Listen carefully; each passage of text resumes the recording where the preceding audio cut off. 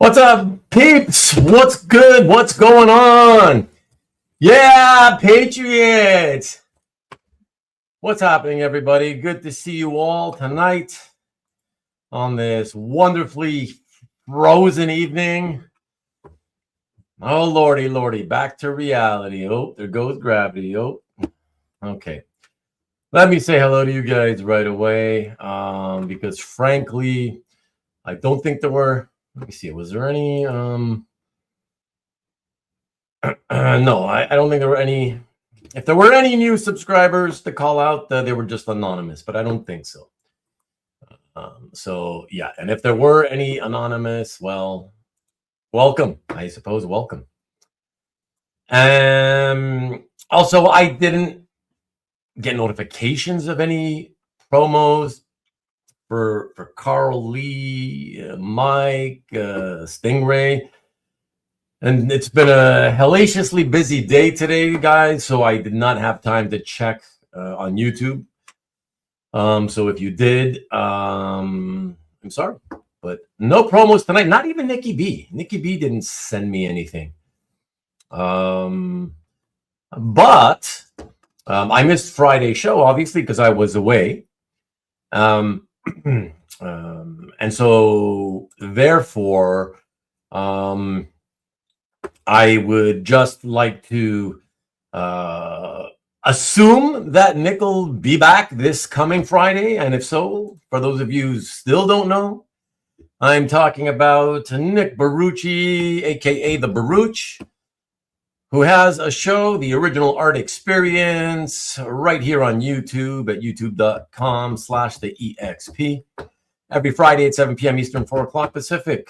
So don't know what's going to be happening, what's going to be going on this coming week, but please check out the show on Friday and find out for yourselves.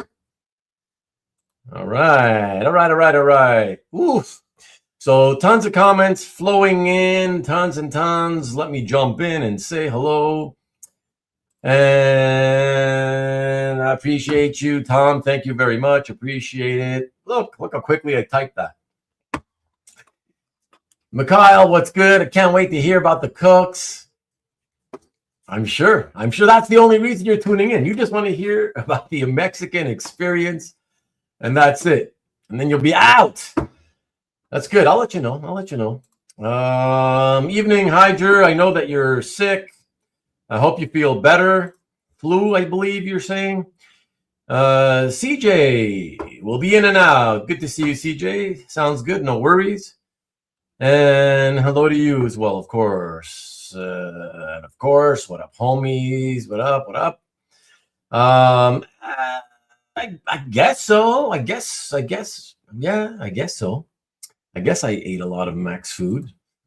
So it's the flu. Oh, it's the flu. Okay. Well, passing out would be good. I mean, as long as by passing out you mean sleeping. Falling asleep would be good, Hydra. Go ahead and do that, man. Let's see. Rubén will make you feel better with the sweet sounds of his voice. You're listening to the sweet sounds of Rubén DaCollector Radio in stereo. Good evening, Rickster. Rubén should vacation in Greenland next. That's the plan, Marcus. That's the plan. I don't know how you guessed it. I don't know how the hell you would have guessed of all the places in the world, right? That's where I'm headed next. I hear there's a lot of excitement going on over there. I don't know, like there's all kinds of countries sending people there because it's so touristic. Yeah, I can't wait any longer. Can't we talk about? You can. And may I just say that I caught the games from yesterday, and how fantastic is it that they left off where we left off last week? Both games yesterday were also pretty fantastic. I think you got to admit, great stuff, you know. And then today I saw the Pats game, right, with the Texans. I think the Pats are back in it, baby, in it to win it. I think they're going to the Super Bowl. Only what is it? Has it been 7 years since Brady left? And honestly, if it is that, wow, geez, that's almost a decade. It feels like it's been 4 years or so, you know? Horchata greater than live chata. And I don't even believe I ended up eating horchata. You're going to have to remind me what that was, and I'll tell you if I ate it. Dwayne DePayne, what's good? What's up, buddy? Peter Rowe, good evening to you. Good to see you again. Going to be NEP and Rams. Oh, baby. I don't know what's going on right now. I haven't been able to watch the second game. I took a quick peek and saw it was getting close to halftime. 7-7, I think is what I saw. So that's interesting because that could mean it could come down to the wire. That's really interesting. I wish I could see that game. So please, you can talk football. Don't tell me anything about the current game going on now. Please, please, please. I want to see if I could catch it later. Okay. So, howdy, Peter. Was Rubén able to poo Mexico? I did. At least twice, maybe even 3 times. All the coke constipated me? No. No. It was good. It was good. It's all normal, my friend. All normal. Good evening to you. John Brown in the house. What's up? Pita, Pumpkinita.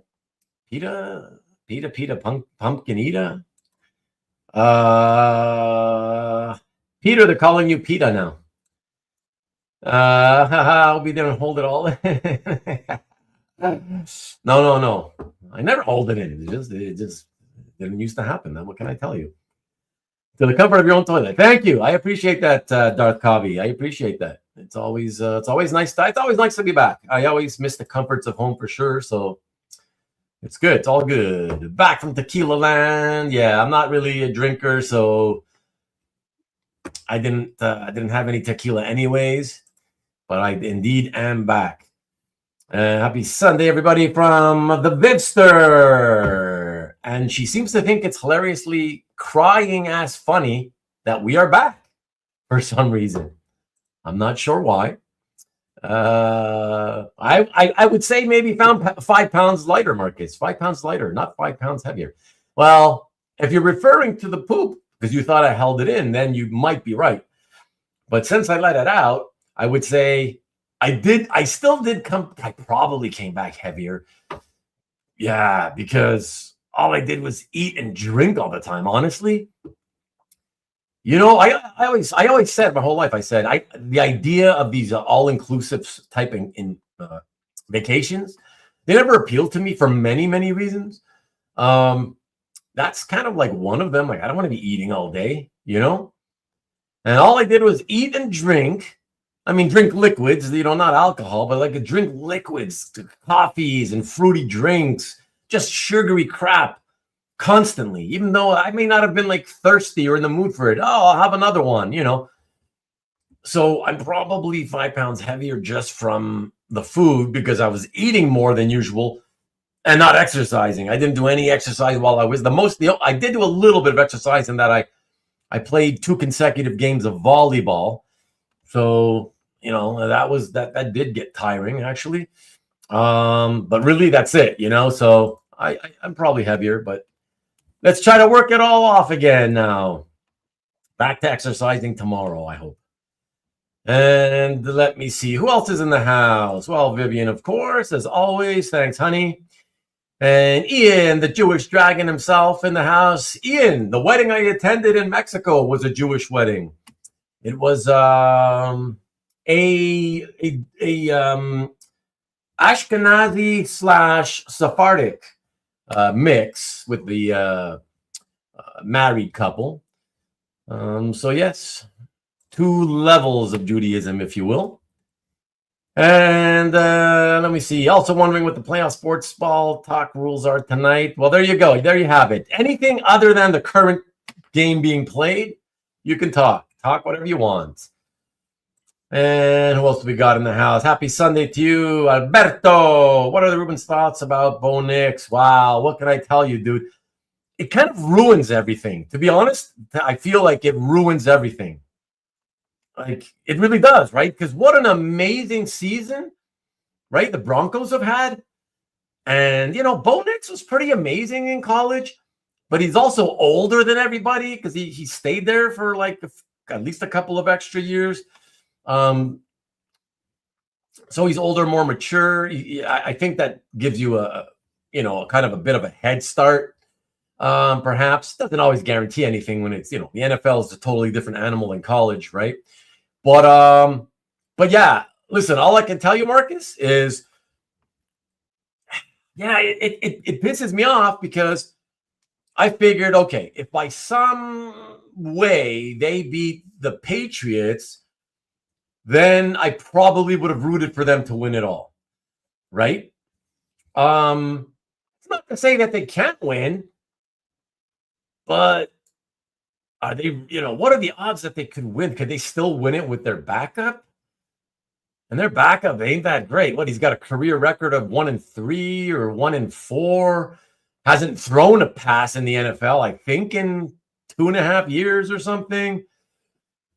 So, yeah, that's the thing. You're always going to be, what if? Whether they win or lose, it's almost like, well, what if this? What if that? So, yeah, I hate that. I hate when that happens, man. Like, so late in the season, it couldn't have happened, on his private time after the season. Like, whatever, but like that's football, right? That's how life is. Imodium stock up. I'm not invested though, Peter. Hello, Ian. The other Ian in the house. The Patriots won, so football talk is allowed. That's how things are. Scotty's back. What's good, Scott? Good to see you. What's the opposite of him? Oh boy. Hello, Southern Comic Geek in the house. Getting excited with the eyeballs peeking here and there. Sunny here in California. Well, I'm sure it is, Ian. I'm sure it is. It's almost like, for you, it's like you're in, you might as well be in Mexico compared to where I am, 24/7, 365. Make it to the bowl for sure. Ruben wearing the shirt is a sign. I always put it on to make sure, like, when they're in trouble, when they they need some help, I put it on. I make sure I put it on. Put me in, coach. That's it. We'll see, Tom. Does Rim believe in Drake May as much as he did in Billy Mays? I believe in Drake May. Let's just say that. I didn't think, he didn't play for like a great team in college, right? North Carolina. So it was for me, it's hard to tell when you're not on a great team how good you really are or how maybe overrated you might be. You know what I mean? It's hard, right? But yeah, he's showing it when you get to the pros and you're doing well. You're showing that you were good. You were good, like people were saying you were in college, right? So what's up, Sean? Good to see you. You as well, Robert. What up? Ran a 5K with the kids on bikes today. Fun. Shit, if I could have ran a 5K today, I would have probably lost all the extra pounds I gained in Mexico. Not that I got the cardio for running 5K.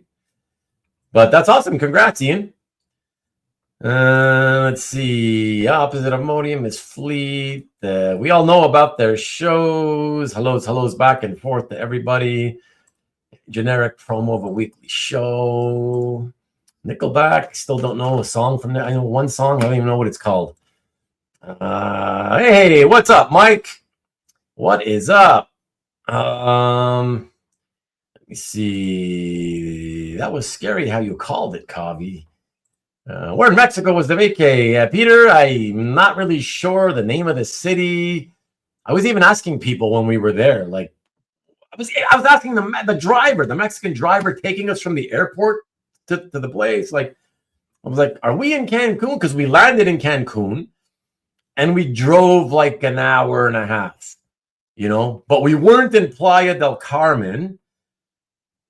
So, but I'm not sure if it was still technically Cancun. The people I was with, my friends, they were like, nah, it's not really Cancun anymore. Yeah, but I don't know, whatever. I don't really know. It's still in the state of Quintana Roo, but the exact name of the city, I don't know. But Peter, like I said, just about an hour to hour and a half from the Cancun airport, And let's see. Nick B. Friday show was worth checking out. Yes, when I have some time, I will check it out because I wanted to see all those giveaways. I wanted to see that. I couldn't be here for the giveaway show. So what's up, Mike Asbill? Good to see you. Influenza is a 25-year high. People would rather get sick than get vaccinated. I know, Robert. I know. Oh, my God. Hell in a handbasket, my friend. Hell in a handbasket. Mike, one of them on Friday? Oh, he's asking. So the Pats are going to the bowl? Well, we don't know, Tom. They have to get past the Broncos first. And the Broncos are going to have to play with a backup quarterback. Home bowl as soon as he got home. That's the real Super Bowl, Copy. Let's see. What else? Montezuma's revenge. Let's see. Bill gave me a nervous breakdown yesterday. Bills gave me a nervous breakdown yesterday. Were you rooting for them, Copy? But what a game, though, right? What a game. Regardless of who you were rooting for, I've always despised the Bills as a franchise. But it's one of those difficult things for me because I love Josh Allen. He's great. He's terrific. So I will root for the Bills when the team they're playing against is a franchise I hate even more than the Bills, you know? But otherwise, yeah, generally I'm not going to root for them. I root for him to do well, you know, but not for the team. But so I'm happy they didn't come out on top. I'm gonna have to check out this football. You should. It's hard to get into when you've never really been a sports fan, though, Tom. So yeah, Marcus, thank you for mentioning that. Yeah, Seahawks 49ers. That's the first game of this year's playoffs that we can say honestly sucked balls.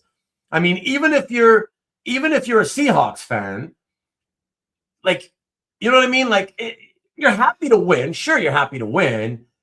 But you can't, if you're a real football fan, you can't possibly think that blowing out the other team so easily is that was an enjoyable game to watch. I mean, that was boring as all hell. You know, I mean, 6 points? The 49ers could only muster 6 points. Like, what the hell, man? But you know, let's give all credit to the Seahawks. Fair and square, they were amazing on both sides of the ball. Dominant, in all facets. So they really did win the game. It's not like it was one of those, 49ers screwed up 20 different times and 20 different ways, Yeah, but it took a while for us to see a bad game this year, this playoff season. So, it was bound to happen, right? So, typical Saturday for you. Bills are cursed. They probably are. Is to get Rex on to talk football. Who's Rex? Who's Rex? I don't know any Rex. I don't think I've known any Rex. I think I used to know a dog named Rex. Mexican coffee. Nope. That's the thing. They had Mexican coffee. They had it labeled Mexican coffee. Rick, hey, cab. And what it was tea. It was basically tea. Vivian had a cup and she showed it to me and I was like, what? It looks clear like tea. And I smelled it. I was like, it smells like tea. So it's like tea. They call it Mexican coffee.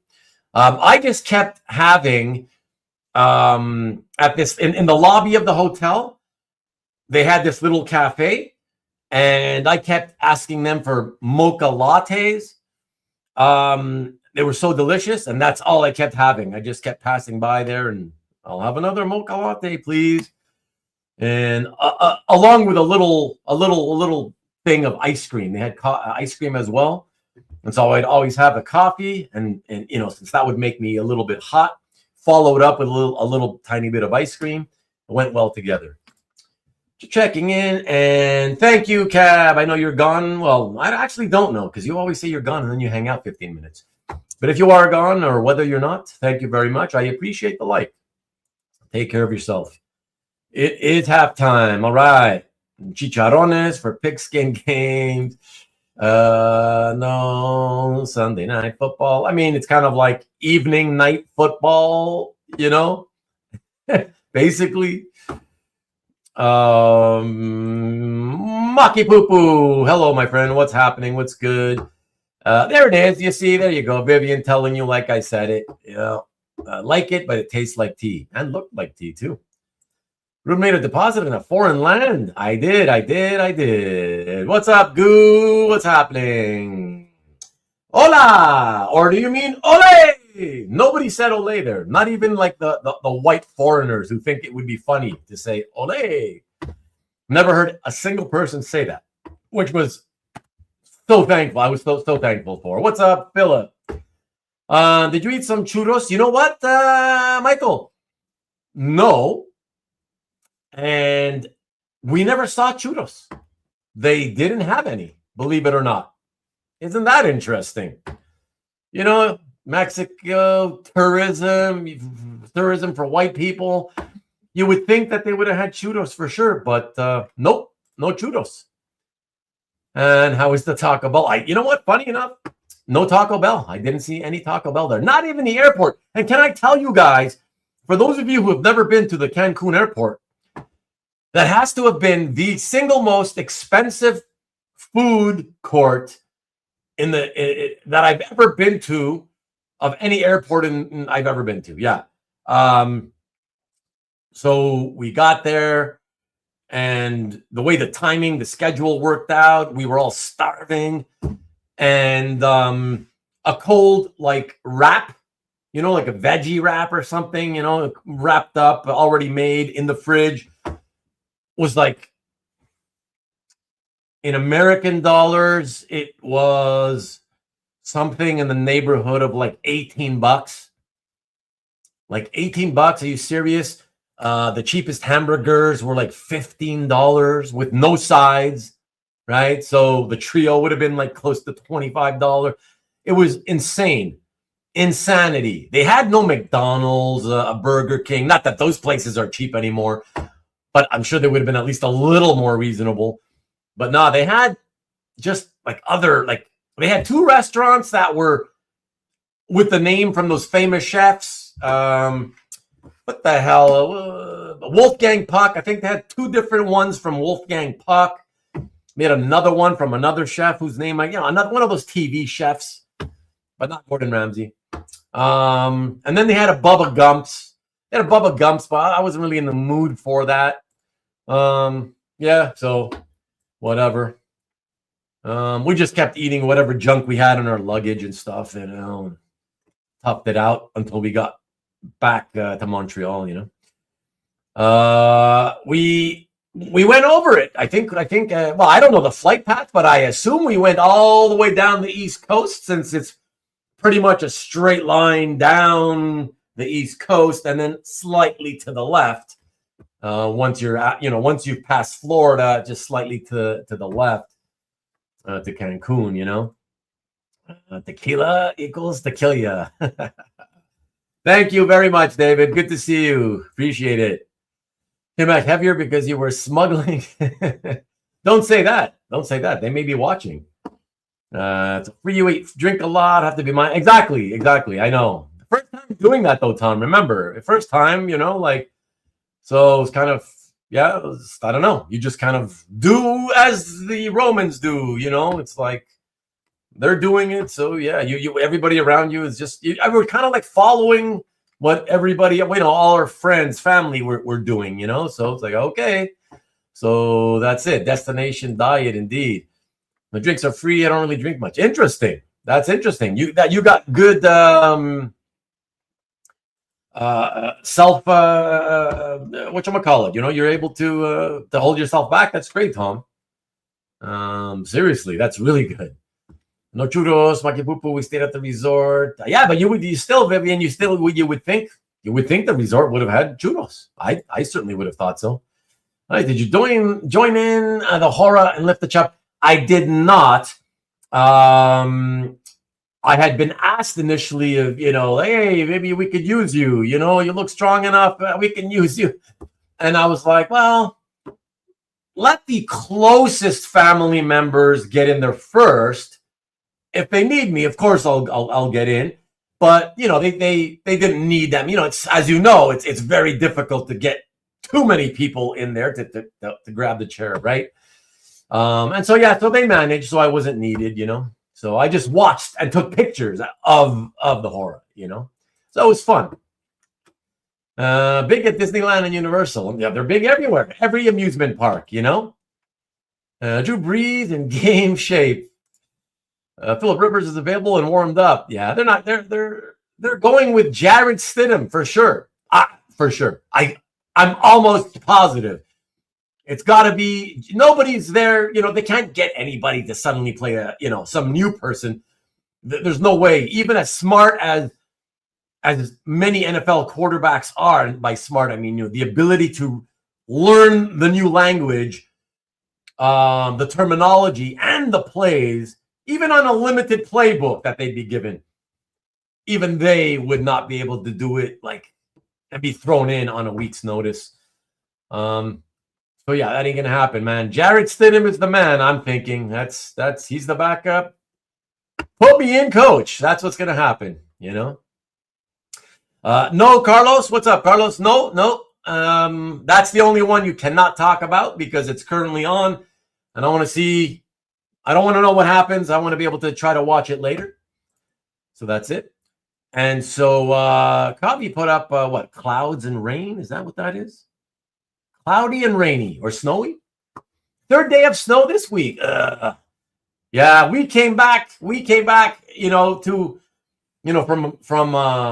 the day when we left yesterday, when we left Mexico, it was turning out to be an ugly day. So it was perfect timing for us to leave.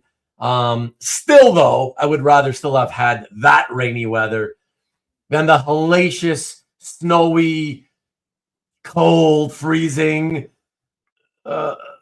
sloppy mess all over the streets and sidewalks that we came back to, you know. And what's up, Lee? What's up? Enjoy the game, my friend. Good to see you. Jason Ladwig, my friend, what is up? Got to get you on the show again sometime soon, man. I miss you. Good to see you. Good to see you back. And maybe you're watching the football game. Don't know. Hey, Lee, porch looking good, buddy. Lee's porch is being redone. Late greetings from Kekon-san. Up a ladder trying to fix security cams at my mother-in-law's. See you on the rewind. Be very, very careful, of course. Not worth injuring yourself or killing yourself just to fix a security cam. And let me see who else we got here. Other than the back and forth hellos, let me see. That does not sound familiar, Robert. I think I would have heard that if it had been that. I mean, I guess I won't say no for sure, but no, that's the thing, Kavi. See, here's the thing. I was already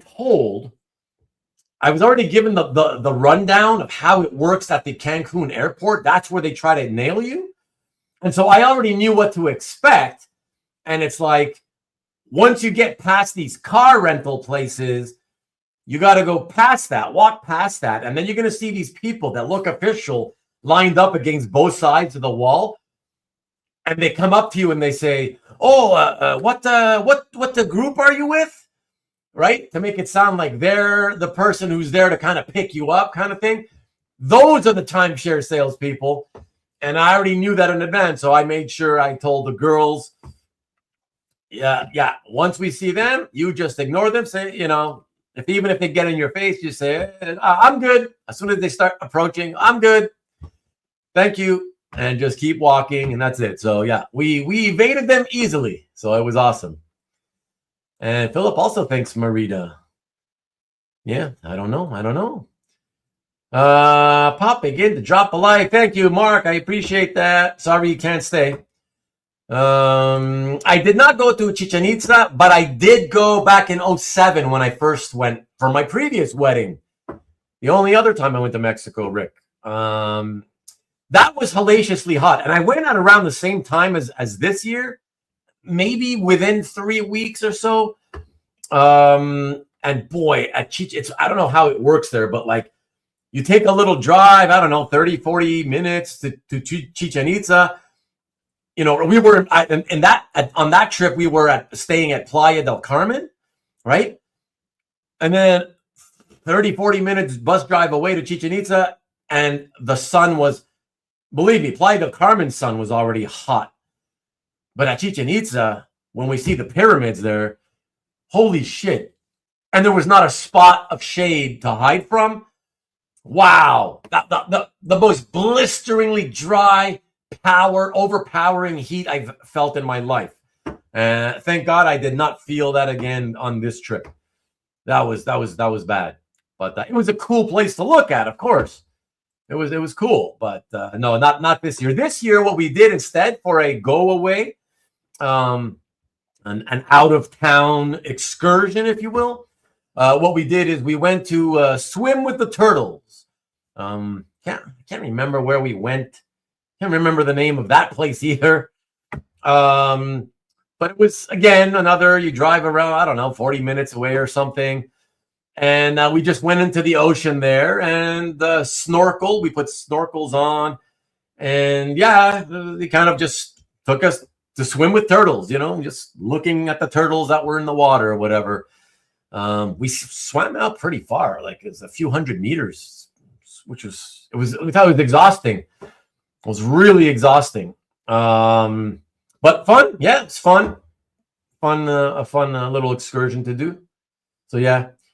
I think, you know, the main thing for me is that the most fun of it for me, again, I've always said I would never do an all-inclusive vacation. It's just not my type of vacation. I'm not really a beach person. I don't really have the desire to just sit on a beach and tan. I don't have the desire to like walk on the sand. I don't have desire to like walk on the sand into the ocean water and just frolic. And other than that, just sit around and eat stuff, you know, all day, all night, whatever. That's just not my kind of thing, right? So that's why. The only reason I finally got to try it is because I went for a wedding, you know. So I will tell you, I would not go back again. I'll never say never, but it still wouldn't be my thing that I would certainly plan to do. But I could be convinced if it was, again, with good friends, because for me, that's the greatest takeaway beyond the wedding, which was great to be at. You know, when you take away the one day of the wedding and all the other days you look at as vacation, for me, the best part about it was being with family and friends. And that's it. So we could have been anywhere, and I think I would have enjoyed it because, you know, so many of us were there, and yeah, I've always loved, you know, being with family and friends. So doing stuff with them, especially for several days, you know, in nice weather or somewhere other than here back at home. Yeah, it was great. That was my favorite part of the trip, aside from the wedding. So, yeah, there you go. So let me see. Hey, Kenneth, good to see you. Oh, true. Born in Buffalo. Yes. And I'm always unsatisfied. Right on. In absence of the Lions, go Bears. Another franchise I've always hated. Ever since the 1985-86 period with McMahon, the refrigerator Perry and all those saps. All that foolishness they used to do with the shades on McMahon and the doing music videos. Like, I just hated them for that alone. No, not a fan. But don't talk about it. I don't want to know what's going on with them and the Rams. I don't want it. So don't mention anything. 32 days. You're so excited. My wife says I can buy all the art I want if I don't get into sports watching. Wow, that's wild. Your wife, Robert, really hates sports. Still better than trying to get into the Giants or Jets. Probably. I can't, you know, no, for a long time. The Jets always. The Jets, you could say always. And honestly, let's be honest. The Giants, other than those 2 Super Bowls, and let's be even more honest, other than those 2 Super Bowls, both of which their team wasn't really great in either of those years, right? A lot of luck came into play, right? Everything coalesced at the right time, whatever. Their record wasn't phenomenal. It's not like they were the best team in football in either of those years, right?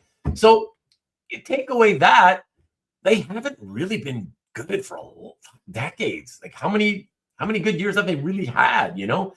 What was it, the 90 or 91 when they beat the Bills, right? I think it was that first of 4 consecutive Super Bowls for the Bills, all of which the Bills lost. I love it. That's when I first learned that Bills stands for boy, I love losing Super Bowls. Love it. But yeah, other than that, I mean, the Giants, you know, yeah. So especially Jets, yeah, for sure. Patient told me Friday that Bill stands for, oh, shit. That's hilarious. On the very, very next comment. That's hilarious. Oh my God. Yeah, I learned it back then during that Super Bowl, Lee, because they flashed the camera flashed somebody in the stands, and that I think it was a woman, and that woman in the stands was holding one of these, you know, hand-drawn signs, and that's what it had, the vertical bills with, you know, boy, I love losing Super Bowls. So awesome, man. That is so good. Okay, be arriving Thursday. Jeff donated the art pages, I recall. Okay, you guys in your side combos only watch Super Bowl, and thanks for the commercial. And oh, that's for the commercials. Watch Seahawks win. Congrats, Sean. Congrats. Shitty game though. I think even you would admit, shitty game. You may be happy, but it's, you know, when it's not competitive, it's not really fun. 6 points, double their output from week 18. Oh boy. Not the greatest of seasons. Let's just say that for the 49ers, Marcus. Oh, Rex, that Rex. Okay, yeah, right. Thank you, Tom, for the reminder. Full Engine Doomsday trailer rumored for Super Bowl. All right. So what? Hey, what's a good Steve Mussolino? What's happening, man? What's happening? Let me see. Order an Americano. I can't. I'm not there anymore. Let's see. Let me jump here. I smoke a lot, eh? Lots of fajitas. No, not really. I think I had them once or twice. You know? Do you mean chorizos? Not churritos? Honestly, guys, I gotta say, my favorite food that I ate was probably the breakfast. Just because they were making omelets fresh. I gotta tell you, the food was not great. The free food, not impressive at all. You know, like with the buffet style, not impressive at all. A few of the things here and there they would have would be like, oh, that's pretty good, you know. But most of it was like, make it at home quality. Like the grab the already pre-cooked chicken and the little breads to make your own little chicken tacos or whatever. The same as how we make it at home. So very sad. And inside that free, you know, buffet restaurant place, there was a grill, and they have a cook there grilling, but they're every day they make different things. So it's not like they had freshly made tacos or freshly made whatever every day. Every day it would change, and it wasn't always something too interesting, you know. They did not have Sbarro's pizza, no. Classy chalupas, Viva Gorditas, tourist trap like Vegas. I mean, no, I wouldn't say that. The resort itself is not full of touristy type things like that. They expect you to pay for. Yeah. I would say no. In Mexico, it's called El McDonald. I'm sure it is. Much better than Mexican churros. Yeah, I mean, just judging by the ones I've had here in Montreal, I'd agree with that. Definitely. Emerald Agatha. No, not him, not him, not him. Two of you in a row. Look at that. But it was if you say his name, I'll tell you it was him. Like I'll remember if you say his name, but no, not him. Bubba Gump's still around, yeah. Water sports, no. They had volleyball, like I said, I played volleyball. And no sports like Will. Thank you. That's what I was trying to think of the word earlier. Thank you, Coffee. No water sports in the sense of organized sports, but they had like paddle boards and kayaks that you could just take out onto the water, And so I did the kayak on one day in particular, which was was fine. Yeah, but no sports. I didn't play any sports. They didn't really have any. It was more like activities rather than sports, other than the beach volleyball. And on the beach volleyball, like it wasn't even that fun because I kind of joined in on a game that kind of like, complete strangers were already there playing. And the feeling I got that they would rather be short 3 or 4 players than play with strangers, right? Like they seem to be like a group or something. I don't know. I got the feeling they didn't really want extra people playing. I don't know. And then, of course, I hadn't played volleyball since probably grade 9, grade 10 when I was 14 or 15. So I sucked balls. So that wasn't good. But really, it was just kind of the feeling, like the overarching feeling that it was me and Arwen joined in, and a friend, and yeah, I just got the feeling that they weren't the people we played with. Didn't seem too inviting. Let's just say that. And apparently, one of the guys made a point to mention, "Oh, and we're playing against 2 former NCAA volleyball players." I'm like, "Oh, interesting. Okay." To be honest, if they were former NCAA level players, I got to tell you, they may not have been all that good. I don't know if they were scholarship players, but I saw a couple of the women I would say were pretty good. Those would be my guesses that were the former NCAA players, but I can't say they were that good given their former status as college players. But whatever. Mexico is expensive. You just got back from Europe. Talk about expensive, especially in Switzerland. Well, I was only referring to the food at the Mexican airport specifically, David. So let's just FYI that. All right. And I hope you had a great time there in Europe. Do you have any Yucatan bananas? What's up, Matt? I did not.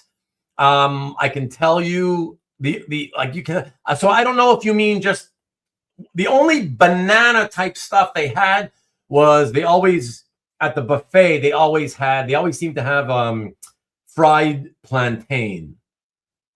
That's it, and not really a fan, which is funny because I remember about 20 years ago I was in New Jersey and I went to an Italian restaurant, and at the Italian restaurant for I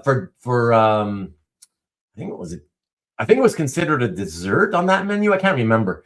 But we had fried plantain. It was the first time I ever tried it, and I thought it was delicious there. But these were oily, very greasy. So yeah, no, I didn't like the flavor because of that. Yeah, it must have been a dessert when I tried it 20 years ago because I seem to think they were either coated in either batter or sugar or something. Yeah. Drink a lot of beers. It's costing Bill and Catherine. Okay, they could raise the premium membership. Hey, Matt, what's good?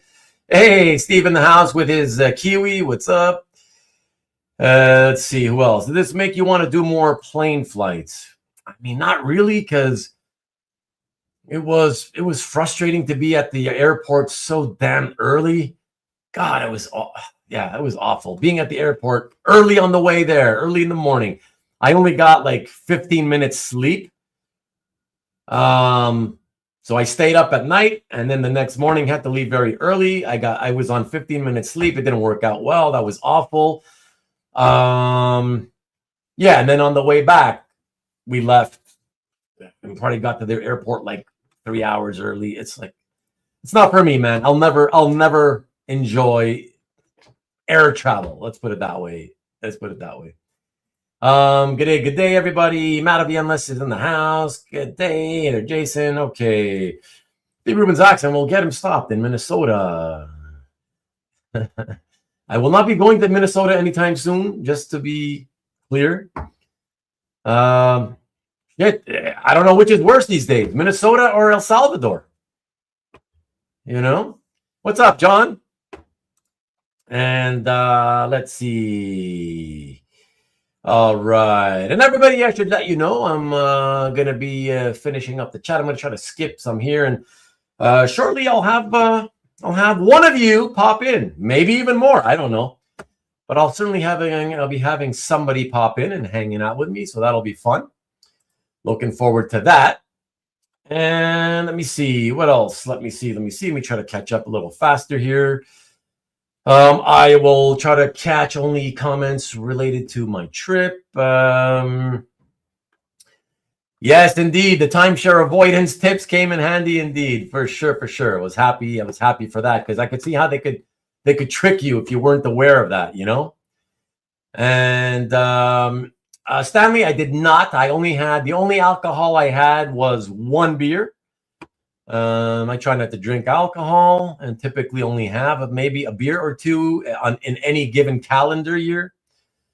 So yeah, I drank a lot of liquids, but basically coffees and fruity drinks, you know.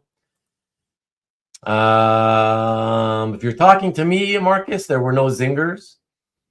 We went to Cancun. So Robert says, we went to Cancun on our honeymoon years ago, back when climbing the temple pyramid was, still allowed. Yeah, I'm glad though, Robert, that it's not allowed anymore. I mean, those things are really old. You know what I mean? Like, and you can tell that they're weathered. You know, they're very weathered. I mean, and thank God that it's mainly a hot climate, but you know that they're very weathered, and with people climbing them all, tourists climbing them up and down all day long, every single day, 365 days a year. I mean, they're not going to last, they'll fall apart eventually with that. So I'm glad they don't do that anymore. What's up, Rich? Good evening. Good to see you. Watch twice timeshare videos. Oh my God. And the Disney Vacay Club, you get 2 fast tickets when they ride. You're willing to sit there for those ridiculous talks just to get free tickets to stuff? Not me, man. Not me. I guess to each their own, right? Ruben would have bought a timeshare just to get an umbrella near the pyramids. When I did go, yeah. Oh my God. In retrospect, when you're there and the sun's killing you, you'd be like, oh God, yes, give me a white umbrella just to get the sun off me. Yes, absolutely. I'll sit for a 2-hour timeshare presentation at that point, Tip the turtles, they'll sing, yeah. But it's dry heat. It doesn't matter, Rick. It was so overpowering. Like it felt like I was physically being beaten down. And like when you look around, as far as the eye can see, like there's nowhere to find shade. No shade at all. I couldn't take it. I think it's called Zelha. I don't know which one you were talking about, Philip, but I did not see that name. Obviously, a lot of names with X's in them, but I did not see that one. Nasty Muggy Feet. Listen, Muggy, at Cancun, or not Cancun, wherever we were with the where we stayed for the 5 days, that was like beautiful weather. It was not overly hot. So some of the people we were with were actually disappointed because they wanted it to be hotter, but I don't like it overly hot. So for me, it was like 22, never more than a 25. Sorry. That's for you Celsius people, most of you whom are not So let me see here. Sorry. Let me see if I can get this. I'm gonna walk away here and use my converter, and I'll tell you guys. So let's see. 22 is, let's see, 22. Yeah, so it's telling me, no, that doesn't make sense. Somebody convert it. It's telling me between like 35 and 40. No, that doesn't make sense. It's got to be somewhere in the 70s, I think. Yeah, so, but it was like, there were times where there was cool breezes, cool, not warm, cool breezes blowing through, to the point that when you're in a t-shirt, you're like, ooh, it's getting kind of chilly. Which, yeah, I would have preferred a little more heat than that, sure. And usually it was fairly nice and warm, not hot, you know. For me, good. That's how I like it. So, so let's see. Who else do we have in the house? Yeah, the dancing at the wedding. I mean, I took a lot of pictures of the people dancing. So, I mean, we look, people danced. There was a wedding. So yeah, I mean, listen, the wedded couple are in their early 30s. Okay, so yeah, they're still like, young enough that they're going to be dancing up a storm. Though I hear tell that my daughter was the dancer of the day, and really the dancer of the trip.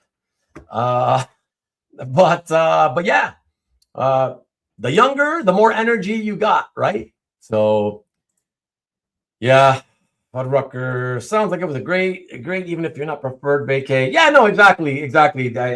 Yeah, and like I said, it for me, friends, family, that's what makes it great, So I definitely enjoyed it, Kavi, for sure. Super Bowl Shuffle, yeah. When that video came on MTV, the team singing was awesome. Oh dear God, Tom. Oh, I can't believe you didn't become a football fan. Giants won 4 Super Bowls since '85. Well, that's the thing, Lee. But they never seem to go on a run where the team is really good for many years consecutive. That's what I mean by that. They just seem to be mediocre and then win a Super Bowl. Mediocre. Oh, look at that. We won another Super Bowl. So that's the thing. Some call man, I tell Ruben's talking shit. Matt's here. Can't spell Josh Allen without a few L's. Hey, that's a good one. Giants Bills Super Bowl was traumatic. Remember the 86 season 2, says Sean. Patriots beating the Jets in a blizzard, squish the fish. Of course, bury the Bears. Yeah, that was crazy. Good times. Let's see. Can't spell Jim Kelly without a few L's also. That's it. Stevie Weed Pirates. No scuba. Never. That wasn't planned. And I was just kind of along for the ride. So yeah, I'm not sure I would have done that. I mean, you got to go through this whole learning process, and I already found it tiring enough just to do the snorkeling. We swam out, like I said, we swam out really far and then had to swim back. It was exhausting. And then the thing was, it finished when we were done the swimming with the turtles. It was a few minutes before noon. So I'm thinking, oh, fantastic. Everybody's exhausted. We're hungry. It's lunchtime. Yes, let's go eat. Nope. It had already been pre-planned that right after swimming with the turtles, we were getting back on the bus and shuffling off for another 2-hour excursion to swim inside some 4 different cenotes. For those of you who don't know what that is, they're natural sinkholes in the ground that have filled with water over time. Mexico is full of them. Yeah, and I was exhausted. I chose not to go into the cenotes. I just followed the group and took pictures and held people's stuff, whatever. But yeah, so we were starving after that. It's like, yeah, that screwed up everybody with the eating or whatever. So yeah, I would not have wanted to do the scuba learning. It takes a while to get the lessons or whatever. And like I said, just the snorkeling, that was exhausting enough. So Guy Fieri, no, it wasn't that guy either. Was it Guy Fieri? Oh, maybe it was the Fieri. Oh, now you're making me think if it was him. I think if Arwen was listening, she would know because she pointed it out. Not Bobby Flay, I can tell you, not Bobby Flay. I mean, not Gordon Ramsay. It was probably Guy Fieri. Now that I think about it, yeah, really good. Went to the one in New York City. I think it was. Thank you, Tom and Marcus. Yeah, I do actually think it was Guy Fieri. So there you go. Look at that in Taipei, Vivian. I think she's got her. Earbuds in. Otherwise, I'd ask her if she needs if she needs you to relay some messages to her family in Taiwan, Carl. Good to see you. So cool having you from Taipei. Kakora, Wolfgang Puck. So we had, like I said, 2 different Wolfgang Pucks. No Cat Cora, no Bobby Flake. So Guy Fieri, yeah, Guy Fieri, yeah, sweet chef.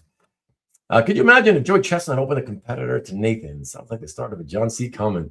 It might be. You've not give him ideas. Val Kilman personated the volleyball game. I did not tune in. And the first words I heard was Ruben saying he sucked balls. Oh boy, that's not good. That's not good. Playing with the boys. Okay. Too much vinegar. Peter. From Taipei to Mexico to Canada. Yeah, it's wild. Never ending travels, indeed. Love fried plantains and hot sauce. Have a good night. Have to head out. Later, Matt. Shaggy, what's good? Good to see you. And let's see. Later, Matt. Shaggy in the house. Hello from Peter. Text from Detroit Temples. Yeah, right. Good rides, a 3-hour rate. Okay. Hey, listen, if that's the case, then it kind of makes the timing of it all make sense, So you're better off. I guess. Missed the snowstorm. No, I came back to a city that had just experienced one. Okay. Thanks, Robert. Robert's telling us that 25 Celsius is 87. Okay, so more often than not, it was closer to 22. So maybe lower 80s, I guess. Yeah, so very comfortable. Very comfortable. Marvel fan Tom saying around 50-ish. No. It was definitely. It's got to be what Robert's saying. A true patriot. Nice. What's up, James? What's good? 77. All right. There you go then. 77 it is. Hot, but not as hot as balls hot. Comfortable for us. It was comfortable. 77 is perfect. Exactly. Yeah, exactly. 77 volleyball weather. There you go. Mexico, James. Mexico. Fahrenheit is so dumb. Then that's coming from an American. That's really interesting. I wonder, man. I wonder why you think that, because I've never heard any American ever say to me that they think the Fahrenheit system is dumb, because that's what you're used to. So I would think you would love it, or not love it necessarily, but just you would think like, okay, it's fine by me because that's what I know. That's all I've ever known. You know what I mean? So that's it. Sheldon Martin 999 is back. I did not pick up any art in Mexico. I was not near any comic book art. I was hoping that, hey, maybe somewhere in the area there's some kind of a comic related thing I could check out, whatever. But there wasn't. We weren't anywhere near like basic civilization. It's like you're at the resort, and then outside the resort. On the beach, Philip, on the beach. Yeah. But I believe our beach was man-made. I can't swear to that. I have reasons to believe so. But it's by the ocean, but yeah, we were nowhere near we weren't near the city per se. You know what I mean? So once you get out of the area where the resort, it's all these resorts next to each other, and didn't buy any of those fake gold bracelets, Tom. So yeah, once you leave the resort area, yeah, you're just on a highway and you got to drive a long time to get anywhere, you know. So yeah, here we go. It was a covert art buying trip. Yeah, sure. It would have been cool. Covert fine art buying trip, more like it. Secret agent for Canadian government. All right. Let's see. Annexing. Let's see. I'm skipping now. Surreptitious art steals. Back on the bus. Any part of your trip affected by tariffs? No, it wasn't. I didn't smuggle anything, Stanley. No, like I said, Tom, I avoid the sun. I try to be. I did sit in the sun a little bit when it wasn't too hot. But for the most part, I try to be more in the shade. Vince finally needs anything, let me know. Look at that. What a guy. Appreciate that. You know, her parents are actually flying to Taiwan 3 days from now. So it's all good. But appreciate that, though. Might be Jimmy Buffett's Margaritaville. There was a Margaritaville there, actually. Yep. And no, we don't need anything, but thank you. If I'm sure my in-laws will bring, they always bring like extra suitcases back full of stuff, you know. Would have found art. He probably would have, Marcus. Jeff Singh always finds art everywhere. For an antique store, fine art. Yeah. Google confirms there's a Guy Fieri restaurant there. Thank you very much for putting the 100% confirmation on that, Alberto. And all right, so that's it, everybody. Did the government question you on your MS-13 Trump stamp? Nice. All right, everybody, please. Thank you very much for. One last thing before I bring in my guest. Let me show you real quick. Actually, you know what? Let me bring in my guest, and then I'll show you. What the hell? Doesn't matter. Let me bring him in. He's been waiting patiently in the backstage area. Say hello, everybody, to Philip. What's up, Philip? Good to see you, man. Hey, guys. How you doing? I'm doing well. Embarrassingly watching the Lions not being in the playoffs.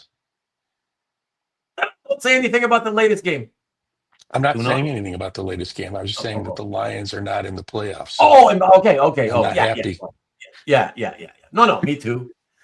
Lions and Pats are my two cheering teams. So no, I don't even want to talk. Like, forget that.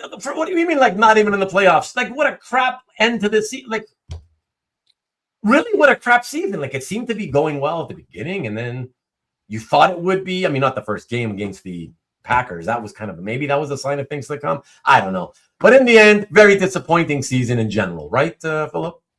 Yes. Yeah. Yeah. And it is what it is.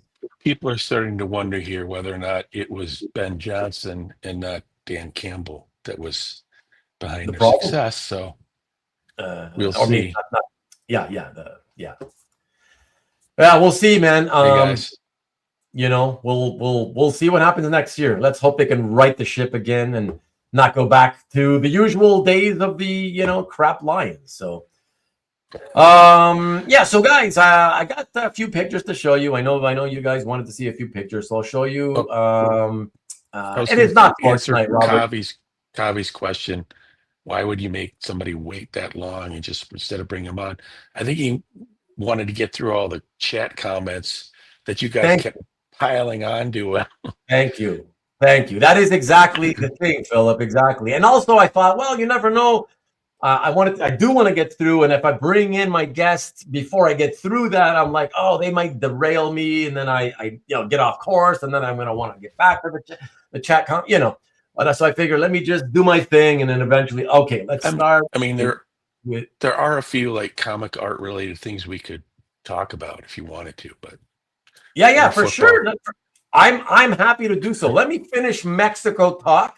With a few pictures, these guys. I want to see your vacation photos. That's actually pretty cool. I didn't have these guys are crazy. It's not like I have a ton. I mean, people took tons, I only got a few to show here.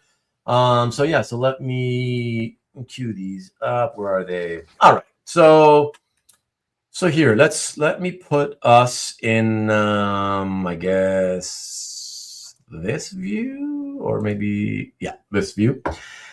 And okay, so just a few random things. I can't show anything. I'm not gonna show anything with like groups of people that we were with, just because you never know. Some people I've learned over the last few years. Some people get pissed if you post pictures they are in without asking their permission. Did you take the obligatory lizard photo? I did not, and I did not even see any lizards. But really? Yeah, but on the beach, I saw. I don't even know what I don't know what it was called. But if you know what a capybara is, it looked like a capybara but smaller. Two of them walking on the beach. I would say like I don't know, like a small dog size. Maybe it weighs 15 pounds or so. Estimating, obviously, just by the look of it. It was like a rodent. It's from the rodent family for sure. And they want food. They come up to your table, and if you feed it, they don't go away.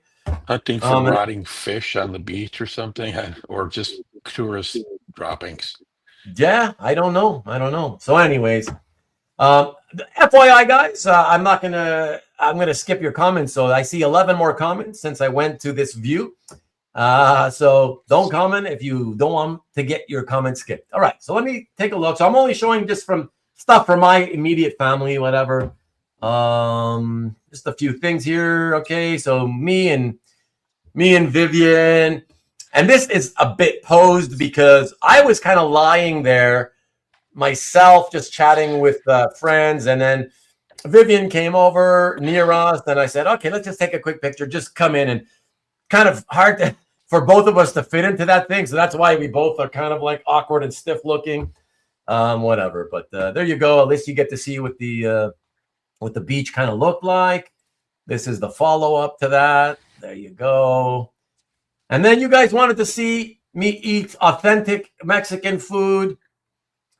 So that was the only time I had authentic tacos, because on one given day at the buffet, the guy on the grill was making authentic tacos. And those were the pork and tacos. Good corn tortillas. That's good. Yeah, hold on. My daughter is coming in and making faces. I can't hear what she's saying. She's making faces that seem like she's enjoying something, huh? Oh, she's going, oh, so good. The taco, so good. Thank you. Yes, so she came by just to tell me. Oh, by the way, honey, you remember the restaurant? They already confirmed it, but do you remember offhand the chef whose restaurant you spotted? Oh, two of them were from Wolfgang Puck, and then Guy Fieri. There you go, Guy Fieri. Okay, I screamed out for you to come and help me remember earlier, but you didn't hear me. Yeah, okay. She's busy doing homework. But anyways, yeah. So there you go. That was one of the few times that I had some rare, freshly cooked Mexican food. And okay, hold on. Let me go into the comments just to. I definitely would not show. Actually, you know what's funny, Sheldon?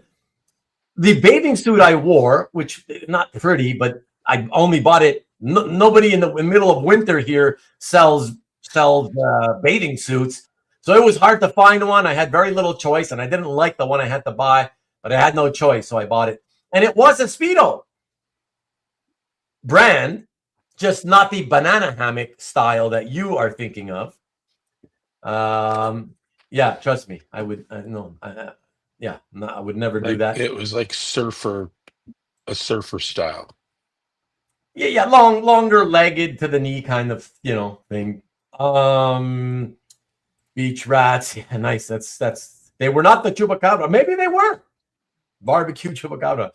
But you never know. Blinding us, put a tan filler on. Well, now we know what happened to all the lizards. I wore sunglasses the one day, the brightest day, hottest day, and then that's the day I went to play volleyball. But like I said, Tom, I usually stay in the shade, so I don't really need them. I always want my comments skipped. Nice. Almost always, right? That's what Ruben looks stiff. Nice. No authentic corn dogs. No, they had corn, freshly made corn on the grill. No corn dogs. More like AI Ruben. She's reacting to the game. Nice. There you go. The first and only nice, genuine comment. Thank you, Michael. Says beautiful. There you go. No one hears you scream on my show. Exactly. As good as Taco Bell, Stanley. Yeah. No mankinis, no mankinis. They look like they're from a Canadian Taco Bell. Nice. Borat style. All right. So the next one is only a few more guys. So this is the immediate family. So this is all of us. I don't know, where is it? Oh, yeah. We walked actually, so take a look at this. So you see the picture from the thumbnail from the show, right? Right. So this, hold on. So let me see here. Yeah. So this picture here, okay, is taken on not that umbrella top thing to the left, but if you go to the center of this thumbnail, that pointed one under there, it's like a bar, and you can kind of go out on a ledge type thing or whatever. So that's where that was taken. We walked there after the wedding. So this was after the wedding. Here we go. And look at that. I had to bring the Beastie Boys with me to Mexico. They did not play a concert though, so don't ask. Oh, wait a second. Yes, they did. Here they are, everybody. Here they are. Yeah, you can just hear Adam Yock. Oh, yeah. It was fantastic. They really got down. But no, in all seriousness, this was also after the wedding. The mariachis live, so that was kind of fun. And as you would expect, yes, don't ask. Yes, they did play La Cucaracha. Let me see. What else we got here. Only a couple more to go. Hey, what's up, Al? And you did a genuine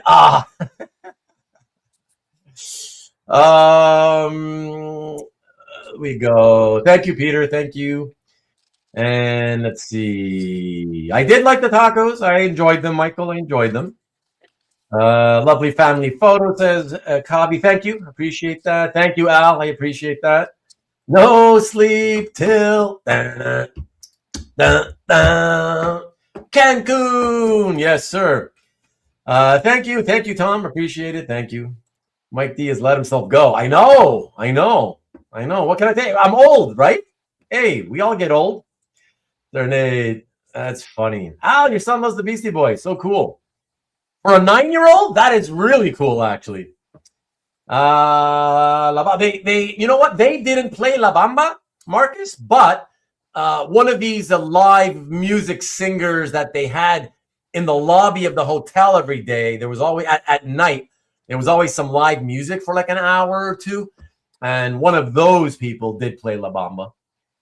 Sounds like a nice vacation. Yes, thank you, Earl. It was very nice. She could be on TikTok.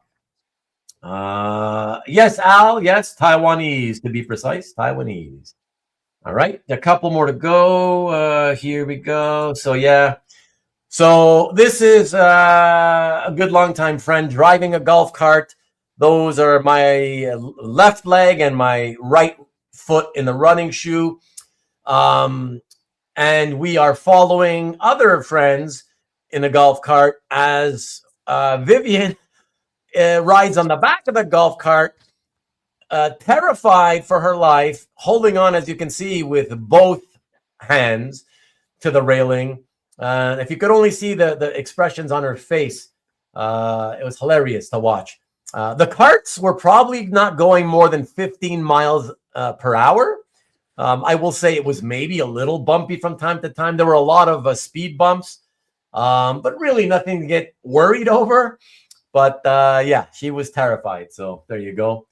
And least of all, or I guess last but not least, the most embarrassing one. As you can tell here, I have been eating for days, and I'm probably already packed on a few pounds here. And this is during the volleyball game. And yeah, this was fun. This was fun.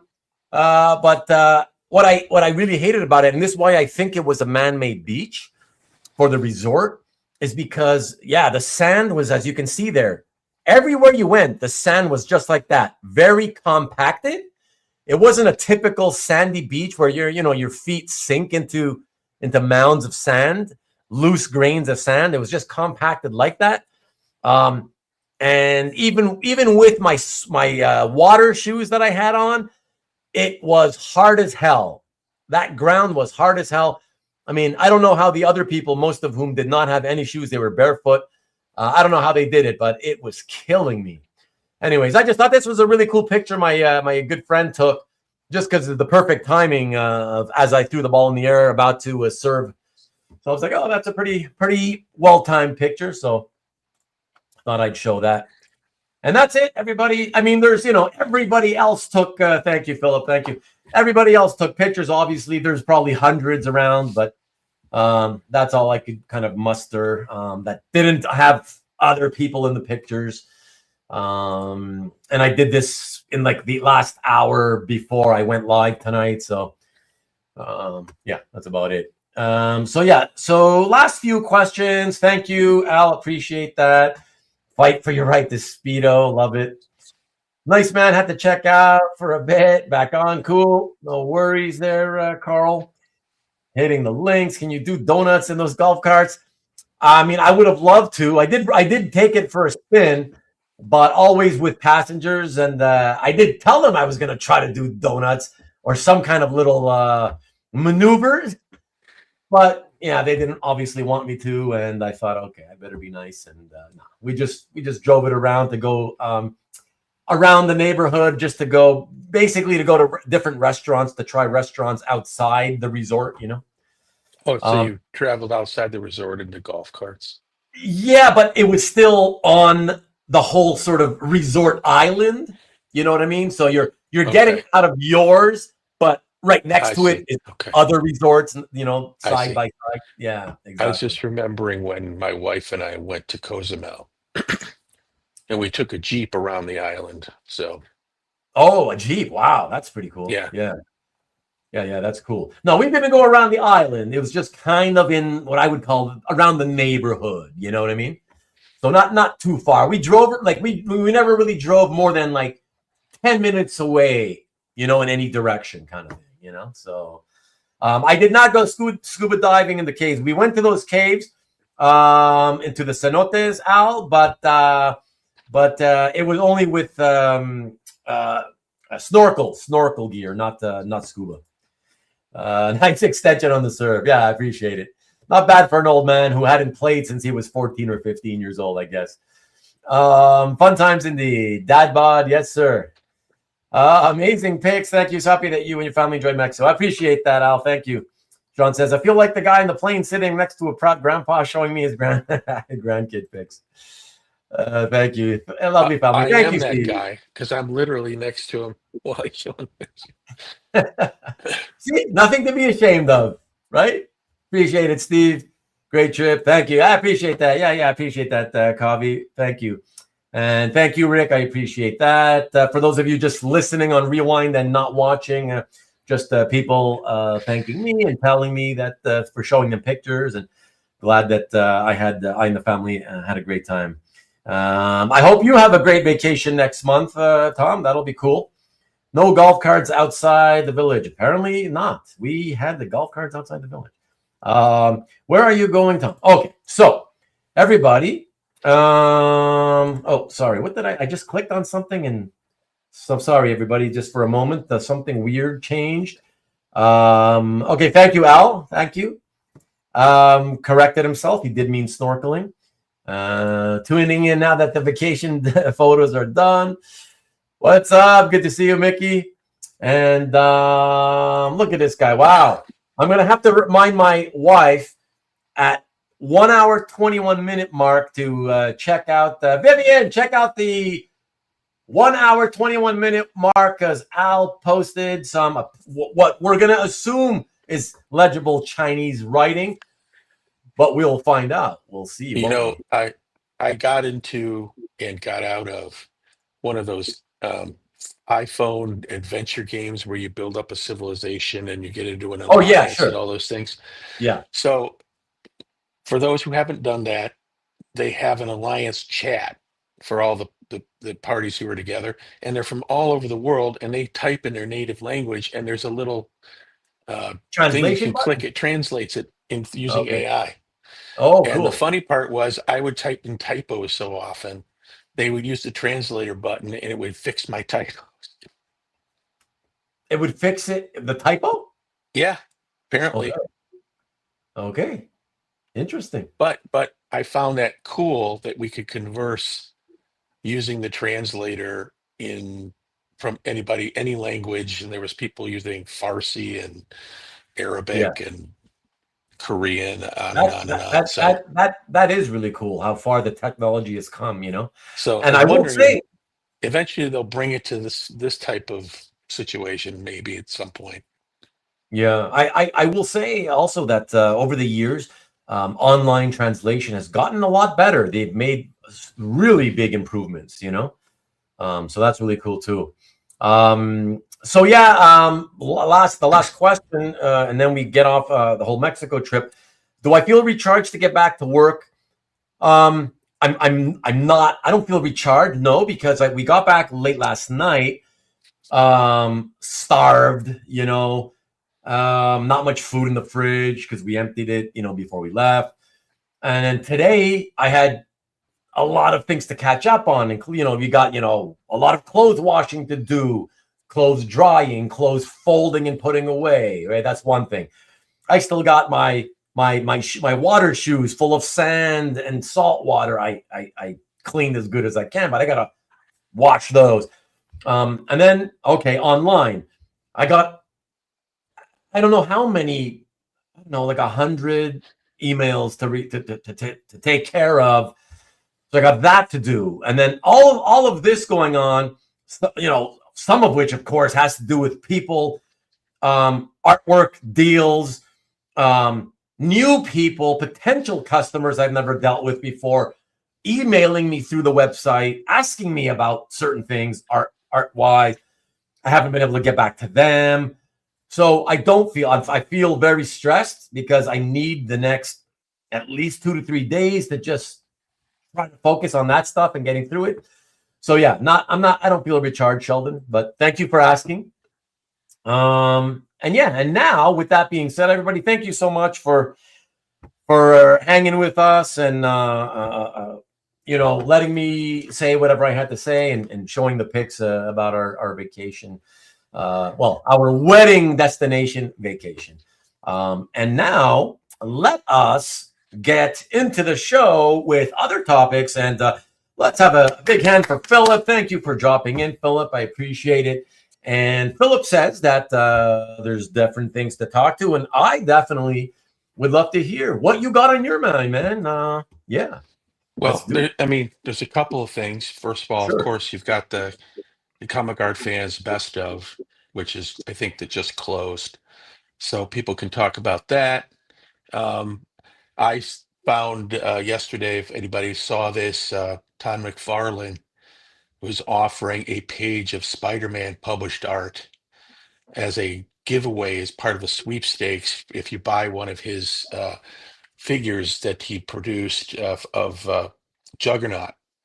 Now, I went and looked to see if you could enter the contest without buying the figure, because the way he sets it up is you have to buy the figure and then they give you a scratch off card and there's a code that you can enter in and then enter into the contest when you go to his website. The rules say that you technically don't need to make a purchase to enter, but I couldn't find out how to do that. And if anybody knows, let me know, because I think a lot of people would be interested in entering that contest because he's offering legitimately a page of Spider-Man art. A page, so a page of Spider-Man art, but that's from all the different people that join, enter into the contest. Which, being McFarlane, this could be what, like thousands? Yeah, but yeah, Yeah. I mean, but you're talking about, No, a pretty valuable yeah, page, for a sure. published Marvel Spider-Man page with Spider-Man on it. Oh, I mean, but he showed it. yeah, it's Also, on his. If you go onto his website or his Facebook page, he'll show the page, and it's in the top loader. wow. Okay, it's cool that he showed it. You already know what you could win. That's pretty cool. Yeah. So if Yeah. anybody's interested in it and they figure out a way to enter the contest without buying the Juggernaut, unless you want to buy the Juggernaut, uh, although interestingly, it's a supposedly 1/10 scale Juggernaut.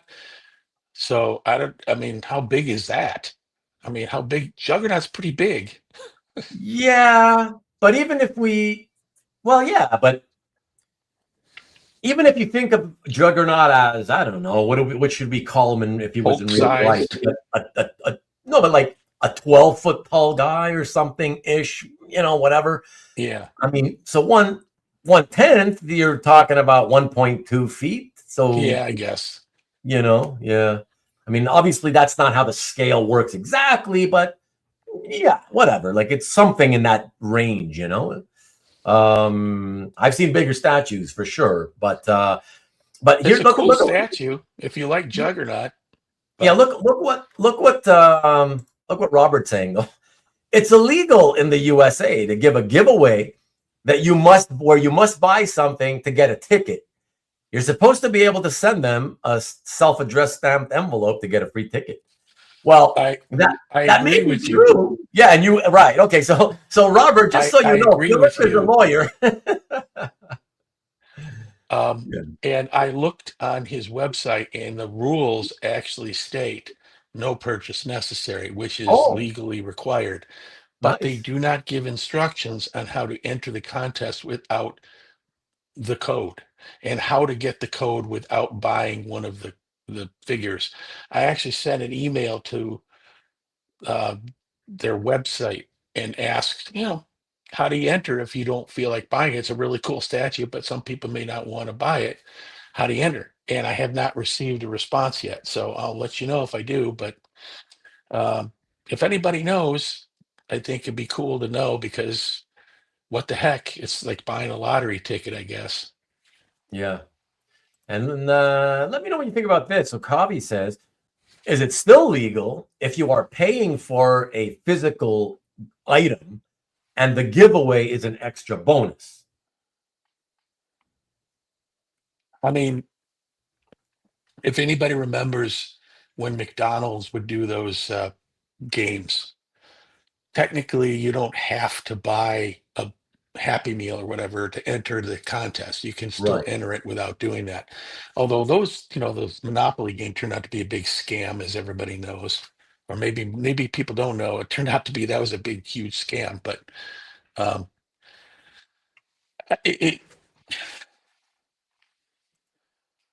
Well, it's a so sweepstakes. yeah.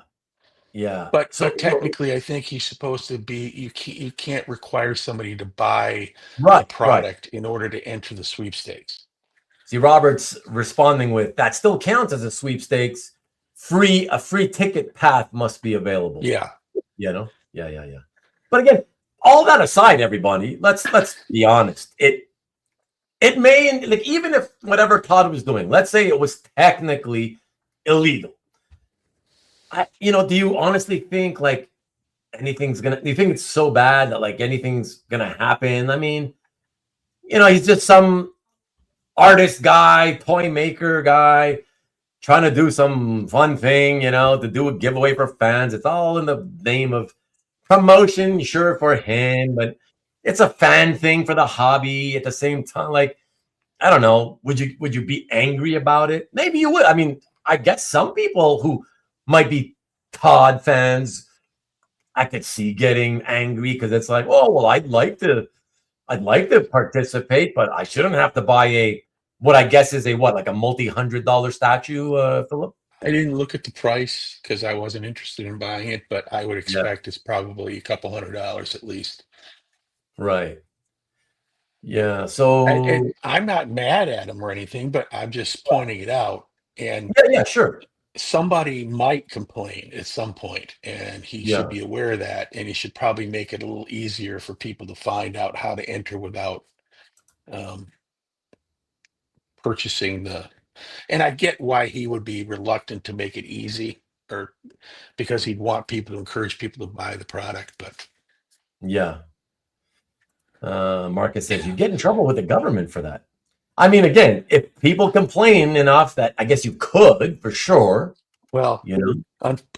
the U.S. Department of Justice is too busy prosecuting things that are not criminal Right.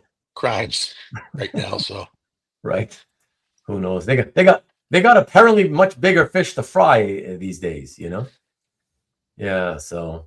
Yeah. And by the way, guys, you know, as you know, I'll have you know, I did take. Just so you guys know, I did take my what do you call it? My tablet to Mexico with me, and I did have Wi-Fi.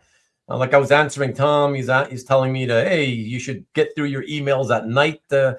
I did that on one night. I didn't have much time, man. You know, you're out with so many people. You're coming back into the hotel late. Last thing I want to do is start getting on and doing emailing. I just want to relax, you know. So that's it. But I did have it there. I didn't. So I, gone for 5 days. I don't really know anything that happened over the last 5 days, the news cycle over the last 5 days, plus today, politics wise. I don't know. I don't know what else has happened. I did catch a couple of little craziness things with the whole Greenland thing related, and the whole the fact that he accepted somebody else's Nobel Peace Prize because he thinks he now has earned a Nobel Peace Prize just because some other random winner gave him one. Like, look, whatever. It's like the United States is upside down. It's like everybody's gone cuckoo for Cocoa Puffs. I don't know what the hell's happening anymore. But yeah, that's why. That's another thing. I'm back. So I'm a few days behind on work, and I'm also behind on the news cycle. I'd like to catch up on. I'd like to be caught up on that. So I don't know how I'm going to do it. But let's say way to enter is out there, but making hard to find it. Okay. So Robert says, according to the interwebs, non-compliance to the COPPA can result in fines of up to $3 million. Wow. Only the government can run a lottery. POS prize is more like it. What's that though? That's the picture of him holding the artwork, right? Yeah. Yeah, it's I can't tell what page it is from just looking at it from the quick thing, but it's from Spider-Man, I think, in the three teens or so. I don't know what it is. Yeah, that's cool. Sonny in the house. Hey, Sonny, all the memes of other people and characters giving him their awards are brilliant. See, that's the thing. I haven't been on the internet for the last 6 days now. So I haven't seen that. Hopefully when I get back on, maybe later tonight and over the next few days, I'll see some. Maybe Bill will give him the best of the card. He'd accept it. You know he would. Philip, he'd accept it. A little Thor hammer or whatever it is. The little Thor hammer. He would accept it, absolutely. Yes, money cartoon cereal sells. Yes, like Jeff's. Hey, what's up? Like number 40. Appreciate that. Thank you, everybody. And Bill is a fan. Okay. What else? Anything else have been happening that you could fill me in on, Philip, that we could talk about? Anything new and interesting in the hobby going on in the last few days? I mean, I will say to stick with what you brought up about the CAF voting. What is it? Does it even have the official name? Is it like the calf best of? Can we call it that? Best of 2025? I don't know. Whatever. I You guys think know what I'm so. talking about. And there's always this sort of question about whether it's the stuff you added or the stuff you acquired over the past year. Because the way that CAF sets it up is anything you added to the site over the past year, you can include in the best of. But that might Right. mean something you've had in your collection for several years and you just decided Of to add course. it last year. Of course. And I'll tell you, I have no problem with that because, first of all, nobody can know that you didn't buy it last year. So who gives a crap, really? You know what I mean? It's just, you're Unless not. you say that in your CAF description of the piece. But I think the spirit of it is it's something you picked up over the past year. Of But course. Of course. But actually, I would say the spirit of it should be just participate. So, yeah, you know what I mean? Because I can tell you, certainly, so for I didn't post that many pieces in 2025, Philip, but I want to say I'm trying to think, and I'm trying to think what it was. So I entered my 5 pieces just today, actually, only because I knew that entering was going to be quick. I'm trying to think what was. Oh yeah, so okay. In fairness, I only put posted I think around 6-7 pieces or whatever. And yes, they were acquired, I believe, all in 2025, literally purchased in 2025. But in previous years, I will say that whatever I had put in my gallery, it usually is from previous years. You know what I mean? Because I've got a lot of stuff that I've always bought way more art than I've posted. I'm not in the habit of I buy something, I post it. I buy something, I post it. I've never done that, right? So, because I feel well, why post my new stuff when I've got years worth of purchases I never post previously? You know what I mean? So I always preferred posting stuff that I've already owned for a long time. I figure, okay, might as well show that stuff, And so my view. Sorry, go ahead. Oh, I was going to say, in my case, I just sort of doing catch-up posting for the past 12 months or so because I had a whole bunch of stuff that I hadn't posted yet for a while. So, and I kind of figured, well, I'll get sort of catch up on it. And so I kind of got into the habit of posting things. I still haven't posted everything I got this year, but Yeah. I had enough things that I could enter into the contest. And the funny thing is, I mean, I don't really care. I mean, I know I'm not going to be winning anything. So I'm not Yeah. in that category. Like Yeah. when Carl posted his fantastic Psylocke splash a couple weeks ago, which he said he's entering in, he's going to get a zillion votes for that. Right. I'm not going to be able to compete with that, but I'm fine with that in my niche. Right. So if I get 5, 6, 7 votes, 7, that's actually pretty good, I think, for a middle brow collector like me. So I'm Yeah. fine with it.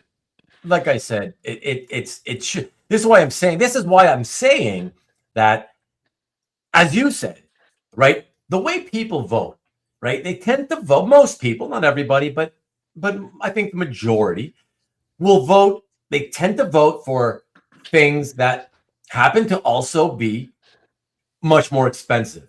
Now, let me be clear when I say I'm not saying that people vote because they're expensive, okay? But it just does happen that a lot of the most popular art coveted by collectors in the hobby is the stuff that's most in demand. And because it's most in demand, it usually ends up being some of the most expensive stuff, So, since that's how people vote, most of us don't stand a chance at winning anything, of our pieces having been chosen. So that's why I say that for me, I believe that the spirit of this annual event, let's call it, I don't want to call it a contest. It's an event, right? The annual event. The spirit should be just participate for the fun of it. Either way, whether it's by entering your pieces, voting on pieces, or both, whatever. Okay, but participate in some way. And if you are participating, I think because of the spirit of it, it's just, listen, we're just sharing art. When it comes down to it, we're sharing art. So when it comes to, did you buy it in the previous calendar year, or did you have that in your collection for 5 years and then you posted it last? I feel like, who cares? Like, you know what I mean? Like, who cares? Like, just post some pieces. I just want to see some art. You know what I mean? So, yeah. So that's how I see it. And, I just think it's important that people take part in some way or other, And then there's the new feature. Is it? I don't even know if it's a new feature where you can send a link of your personal selections for what you entered in and have people look at it on a social media site, and I guess to encourage them to vote for your pieces. I didn't participate in that. I kind of want to be surprised when I go in and look and see all the new stuff that's there. So I Right. kind of avoided that because I mean, there's some people who've said what they're going to put in there, obviously, but and you can guess a couple things, but um, I kind of like seeing all the new stuff that I haven't seen all year because I don't peruse the site on a daily basis and see, well, Right. what's all the new stuff. Right. So it's a good way to Right. see all the new things. Yeah. Well, see, and that kind of furthers my point that I made, right? Because if you're really just mainly interested in seeing the new stuff you missed, right? It doesn't matter that what I or anybody watching the show tonight posted during the year. I mean, it doesn't matter when they purchased it, right? Because as long as they posted stuff that, hey, you didn't really catch throughout the year, if you end up seeing stuff you liked, well, they did you a service by posting it during the contest because you got to see the stuff you wouldn't have seen otherwise. And ultimately, as you know, as you now see, it all you wanted was to see, and you saw. And it didn't matter that they may have bought it 10 years ago or not, right?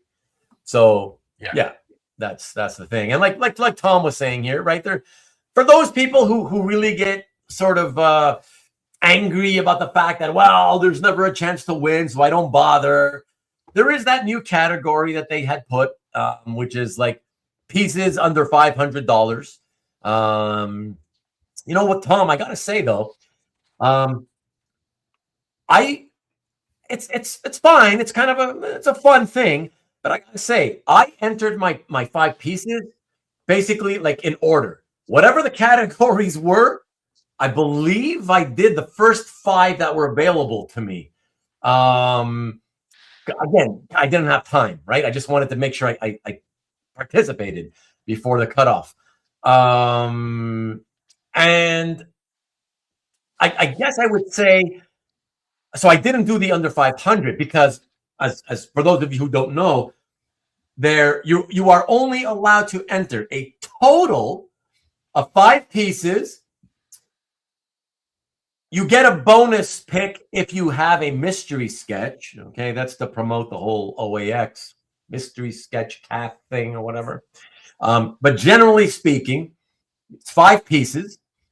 But there are more than 5 categories that you can enter into. So that means even if you have a piece that could fit perfectly for every category available, you have to give up some of the categories because you can only enter a total of 5 pieces. So I think in my estimation, and maybe, if other people feel the same, they can give that feedback.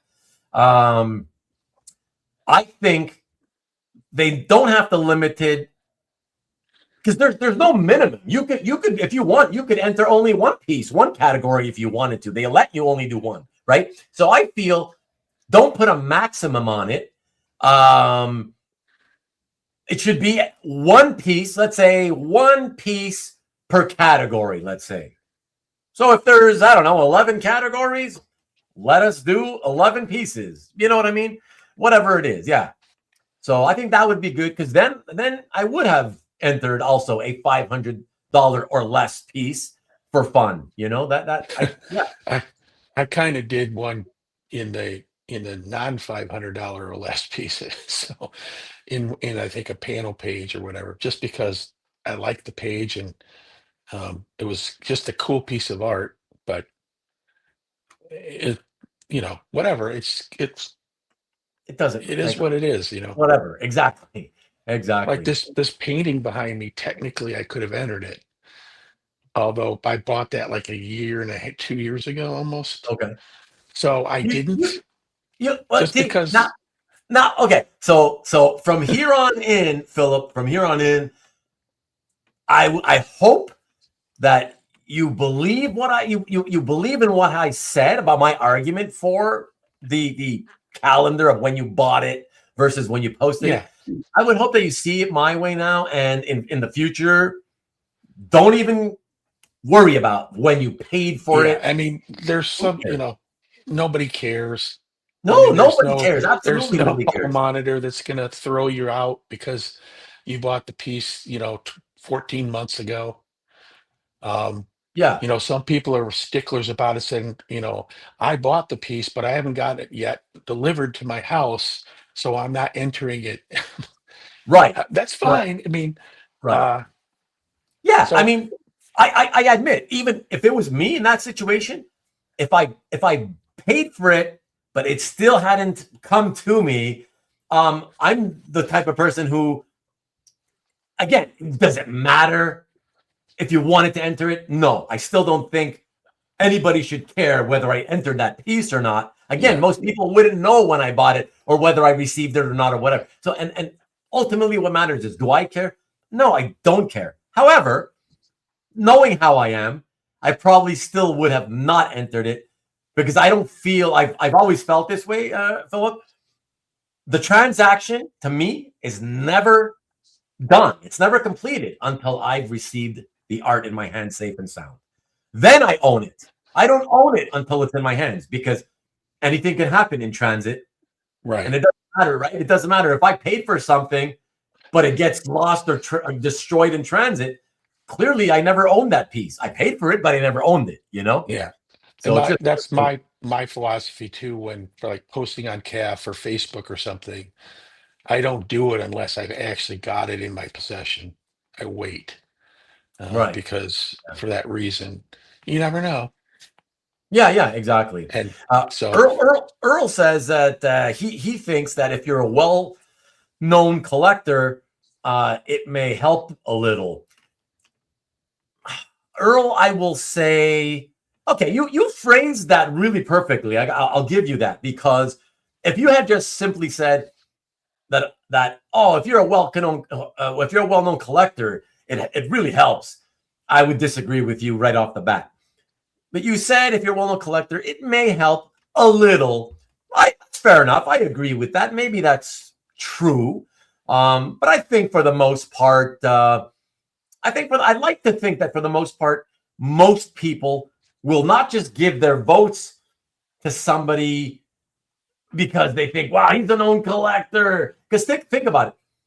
A lot of the known collectors are known for what they buy, and what they buy are very popular things that are very expensive. Hence why people always complain, oh, I don't enter, I don't participate because, it's always the most expensive pieces that win, blah, blah, blah, So I don't think most people would give it to somebody just because they're well known.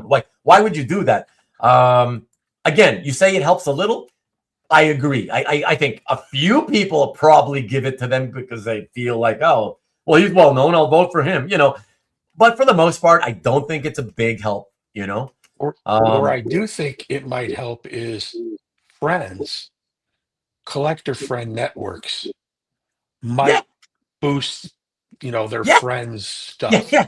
Yes. And actually, because of the fact that ever since it started, it really was ultimately, the people who get the most votes, the big vote getters, for the most part, do end up being the classic Marvel and DC covers and splashes and pages by the big name artists from the 60s and 70s and 80s, whatever, and a super expensive art.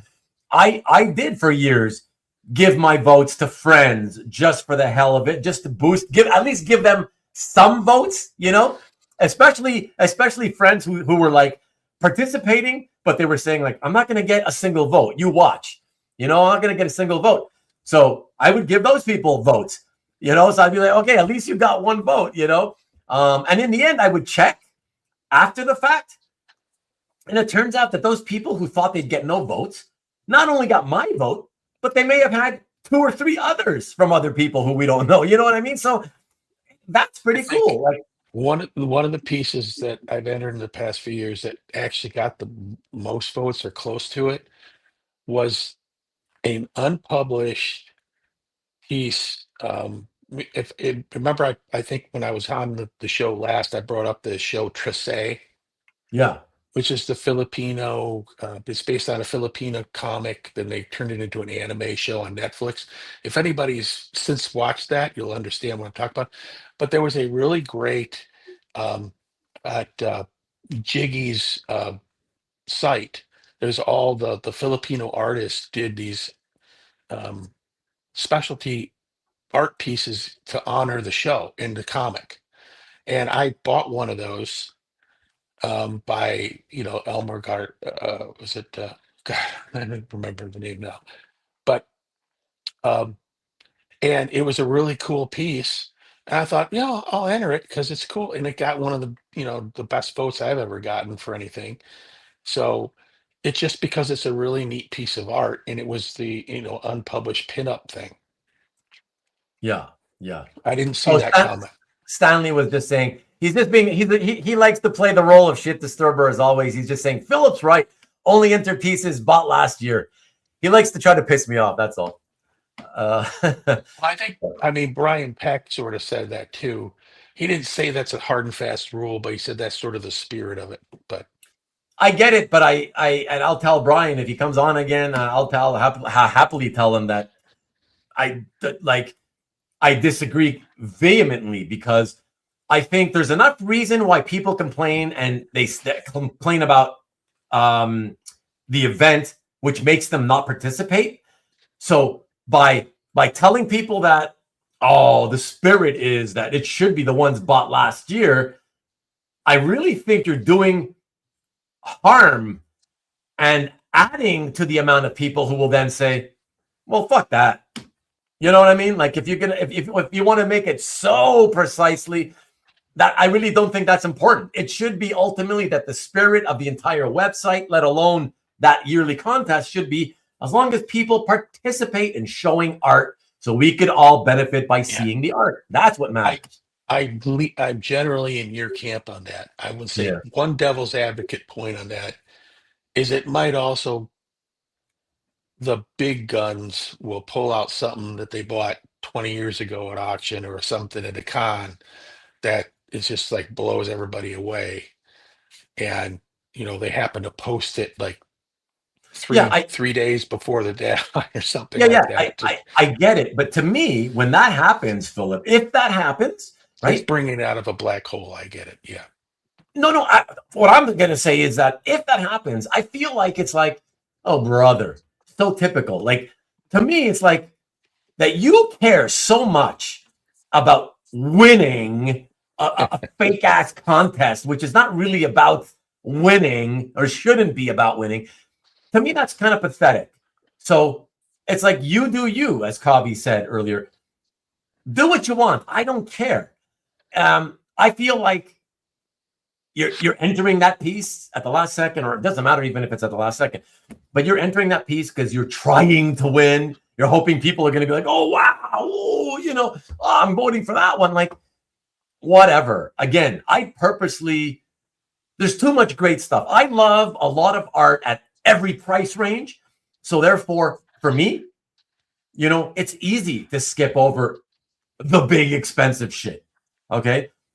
So sure, I could vote for some of that stuff, and I'm not saying I won't. I might if I really love it, but I take a good look at everything, and there's if you're talking about the cover section as an example, cover category, that's where you're going to see all the most expensive pieces. I mean, if I see that there are more pieces that I really love than there are available votes to be given, right? I'm like, okay, I got to make some choices and narrow this down. I have no problem at that point narrowing down the ones that will get the most votes just because they're expensive out, and again, who cares? And if people say, yeah, but if you really like those, you should still give them the vote. Again, I may really like those, but I also like the other 5 that aren't quite as expensive. You know what I mean? So somebody's got to get the vote. I'd rather vote for those. Again, it shouldn't matter, and people shouldn't be entering because they want to win. Who cares? That's why I kind of dislike the event in a way. The fact its existence, I've always had a love-hate relationship with it because at its core, I love it. It makes sense because I feel it's just another reason to get people to participate together in something that's fun, and show art so we can all benefit by looking at it. And that's, to me, if that's really what it was about, I think it's fantastic. But we know that not a lot, but some people are in it to win it. They're in because they want to win. They take it that seriously. And that puts kind of a damper on it for me, So, well, whatever. They're not competing against us. No. They're competing against the other big guns. Yeah, sure. So sure. if they have their own like kind of great power competition going on while the rest of us are like, well, we'll have fun doing the whole contest. Yeah, I agree. Michael says that best of calf sounds a bit pretentious, to be honest. It might be, Michael, I had to wait for a commission for 9 years. Am I allowed to post the art when I commissioned it or when I finally got it? Well, Marcus, my feeling is you post it whenever you want to post it. Rick says it shouldn't matter if you bought it in the calendar year or if it was a piece you had as long as it was posted for the first time. Exactly. Because ultimately, who cares? Because let's say, as an example, the cover to Amazing Spider-Man 100. I just chose a round number and most, very popular character and title. Okay. Cover to ASM 100.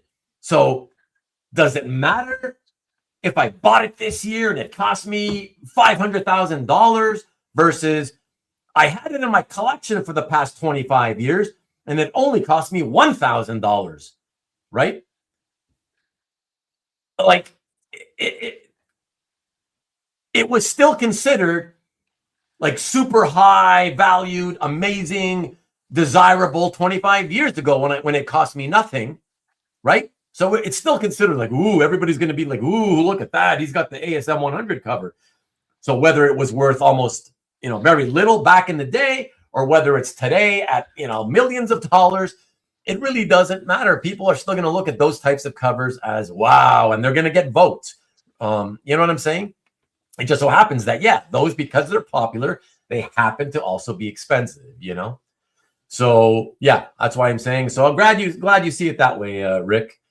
And yes, as long as it was posted for the first time, well, by that collector, because you can't help it if other collectors have owned it and posted it in their galleries, But yeah, for sure. Both. It's all for fun, says John. Exactly. I am still not sure how Wolverine lost. Is this the year that Joe Palooka breaks through to win? We'll see. Give your votes to John C., everybody. Got my vote. Wishing y'all can vote for my Psylocke. Okay, Joe, I can't promise anything, Carl. I got a lot of friends, and I'm sure they all want me to vote for them. Ruben's Framer telling me what to vote for. Yes, I'm sure he does. Still can't believe Roller Bean lost. I'm taking Speedy Buggy as a long shot. Oh boy, Ruben's wrong. I don't care when it was bought, but I do wish people would put them in the correct category. That's true. Well, I entered again. It's not like I had many pieces that I posted this year. But I have a half splash I did put in the splash category because I do, as a as a general rule, it falls into the category of, splashes, 1/3 splashes, 2/3 splashes, that whole stuff. I've always believed that's the proper way to refer to them as, because it does tell someone, there's a money shot panel approximately this size. So some people think that it's all about, you're trying to make your art sound more valuable. I said, no, it's the proper way to say. You want to tell somebody what you have. Yeah, and it's got like a 1/3 splash. It's a 1/3 splash. Okay, so it's got a big panel, and you can envision how big it is.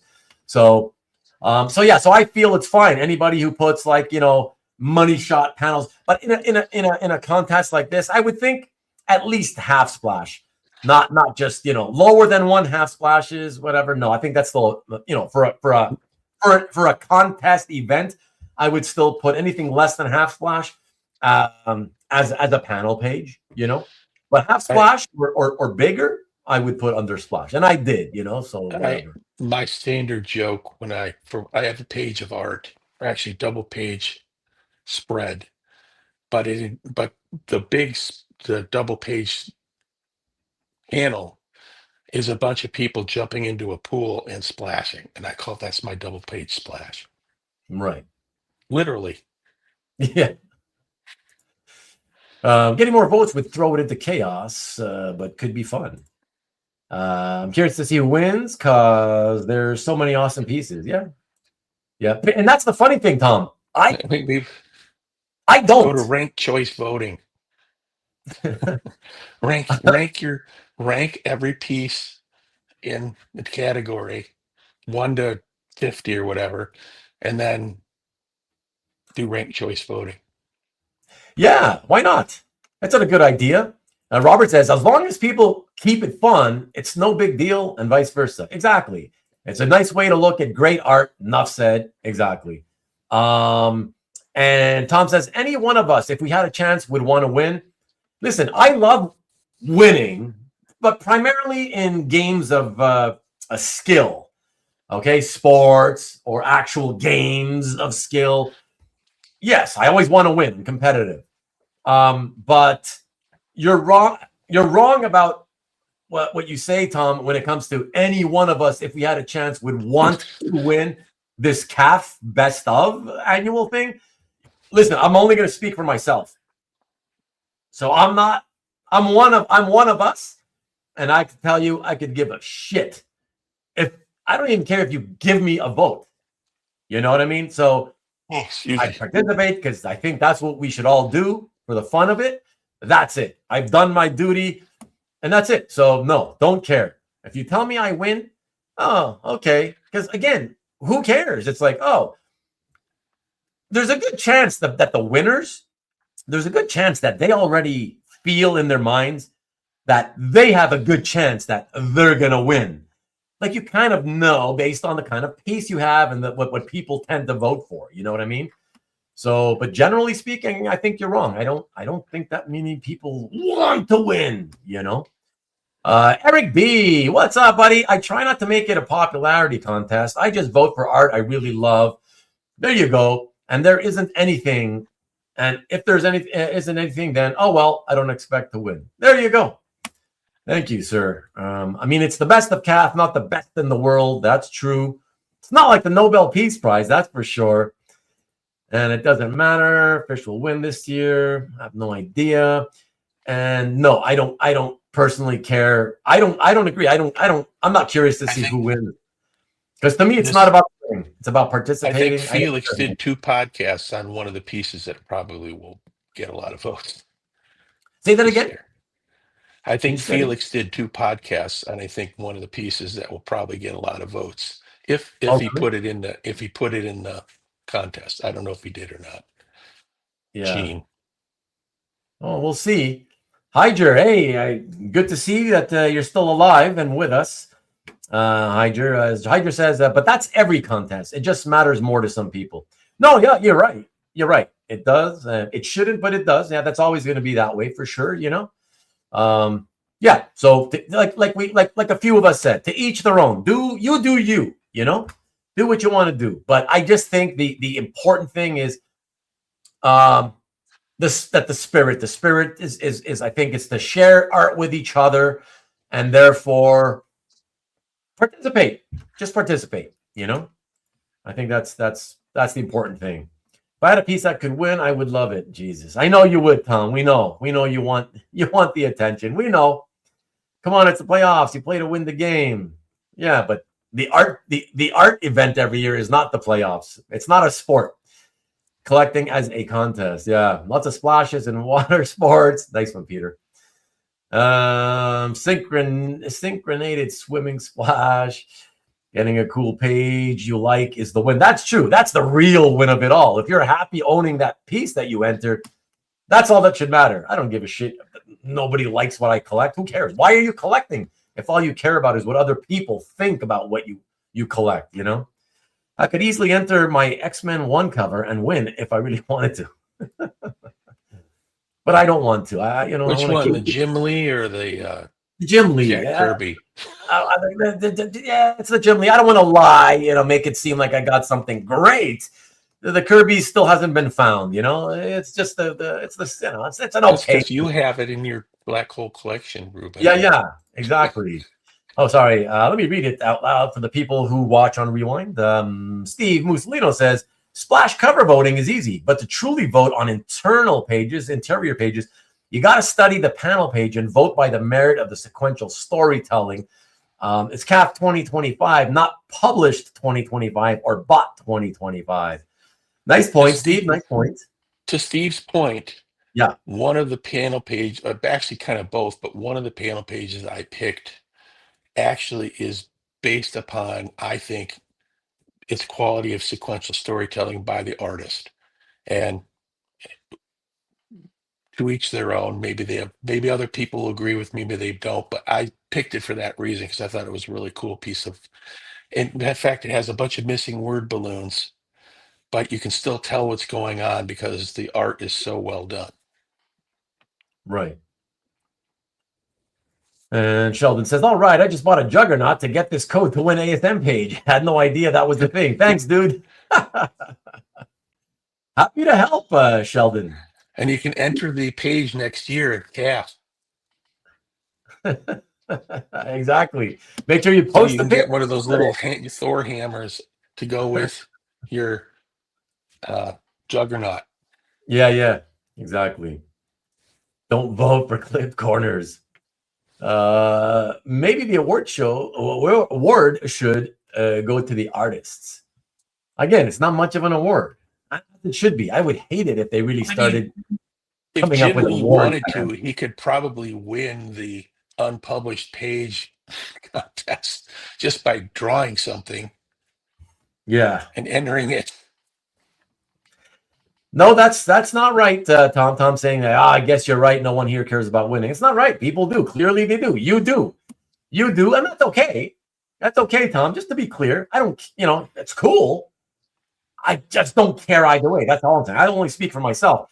I don't care. I don't care who wins. I don't see it as a win. You didn't win nothing. What did you win? The opinion of a few dozen people. I don't know how many people vote. Maybe a few hundred, whatever it is.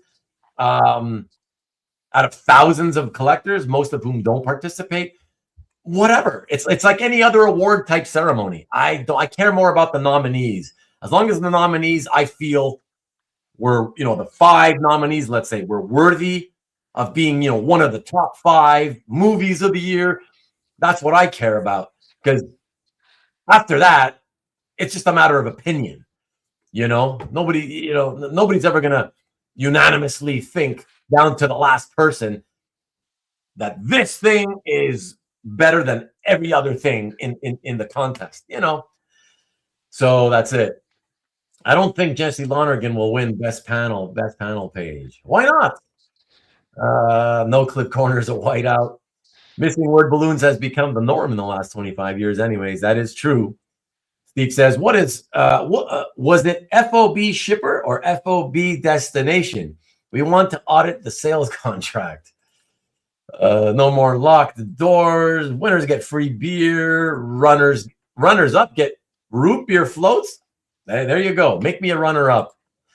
Anyways, when does the event winners get shown? I don't remember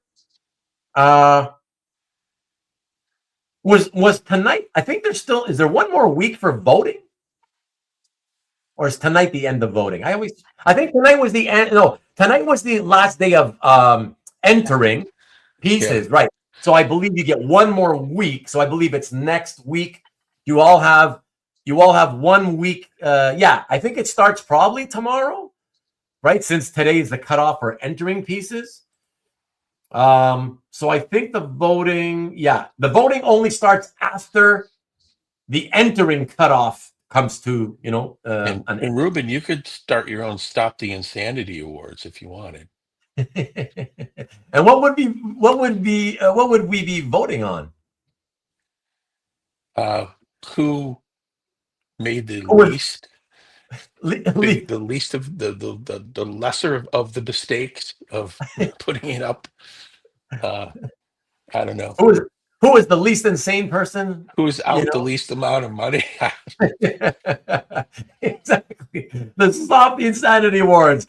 The person who lost the least amount of money when they lost their shirts is that would be pretty funny. But it's funny to talk about as a joke, but I could never do it as fun as the idea sounds.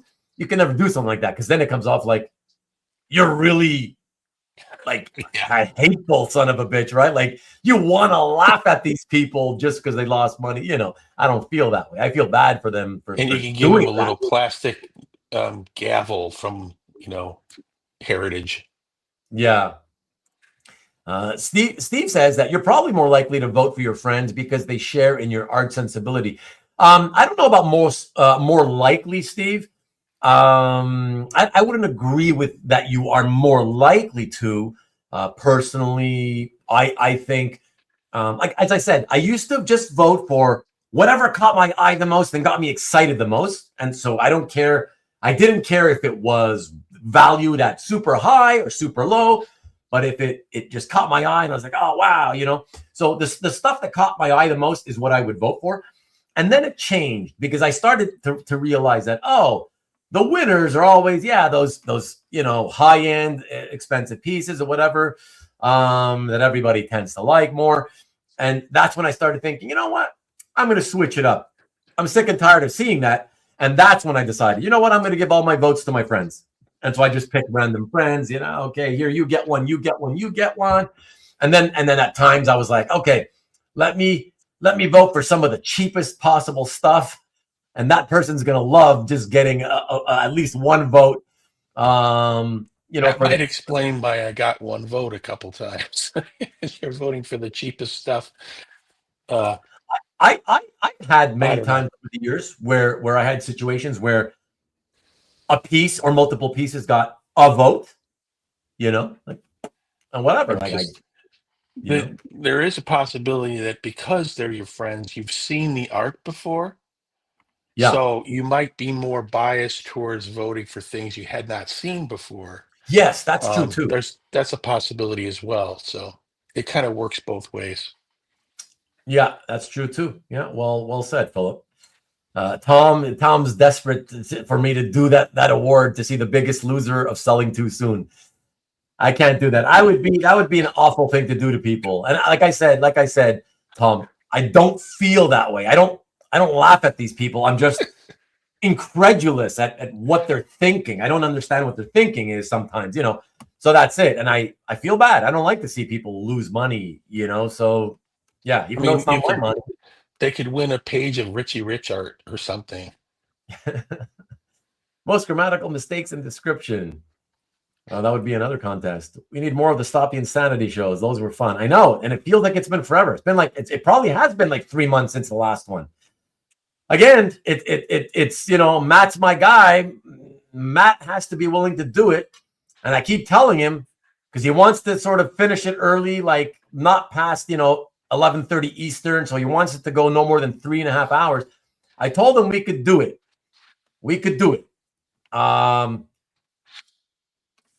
Yeah. So I told him, let me know in 2026 because he didn't want to do anything in November, December. Yeah, it's up to him. I want him as my co-host, as my, partner in crime. So he's got to be able to do it. We'll see. I'm hoping he's going to be into it sometime soon. So I'll keep at it. And I appreciate that you guys love the show. I know it's one of the more popular shows we do. So Insanity of 2025 awards. Yeah. But when people will, but then people will purposely lose the most money to win Rubén's award. Oh my God. Can you imagine? I'm going to purposely lose money because I want to be highlighted on that show. It would be even funnier if they tried to lose money and then they wound up like getting 3 times the value of the paid. Exactly. Because they didn't remember what the market was. That's funny. Yeah, I hope your Rom page gets some votes. People like Rom, I'm sure he'll get some votes. Tom, almost forgot to enter. Just entered. There you go, Mickey. You see, and entering is so quick these days. I mean, as long as you're not obsessive about what you should put in, they made it very easy to do. I love that. Here's another topic if you want to kind of switch, Jeff, off topic or off this topic for temporarily. What do people, when they go to conventions or if they go to OAX or something like that, what do they bring to carry art in? I have something I bring with me, but I'm just curious about what other people do. They use backpacks? Do they use other kind of bags or transport stuff? Because I'm just curious. Yeah, let us know, guys. And are you referring to just like when it's for so not at home, only for conventions? Yeah, for traveling. I'll show you what I use this. Okay. Which is waterproof and fire resistant, and it'll carry 11 by 17 top loaders. I got some in there right now, I think. Okay. So I bring that with me to cons, and I can it's thick enough to put things in, but I brought that with me to Lake Como when I went a year and a half ago, a couple times ago. But I'm just curious about what other people use, because that's a shoulder bag. And I know that some people have backpacks. Or is there other things they use? Yeah. Mickey. So Mickey uses a backpack. Robert uses a rolling suitcase, believe it or not. And he's excited about it. So that means he thinks that's great. Let's see. Anybody else? Let us know. Anybody else? So Kavi takes a portfolio plus backpack that can fit a 13 by 19 portfolio. Okay. Wow, that's a big backpack. Yeah, wow. that bag won't fit 13 by 19 portfolio. So unfortunately, that's the biggest one I could find. Yeah. But I like the fact that it's water and fire resistant, because if you get caught in the rain or something, you don't have to worry about it. No, for sure. Peter, backpack as well. So it looks like backpacks are pretty popular. I mean, it's not a huge sample size, but out of 4 or 5 people that responded, to have that, like, that's at least 3 backpacks. So yeah, that's pretty popular. Tom claims that Robert brings like 20 folios in his suitcase. If that's true and he's not joking, then of course he needs a rolling suitcase. And I just wanted to address Yevgeny. A couple of minutes ago, he posted, I guess it's made for collectors, not artists, since I have sold but not bought pieces. That is indeed what it is, Yevgeny. It's about, because comic art fans, it is primarily made as a place for collectors to post their collections of art. Indeed. And as a matter of fact, in the rules, when you read the rules, they did address the fact that they specifically notated that this is not for artists to promote their work.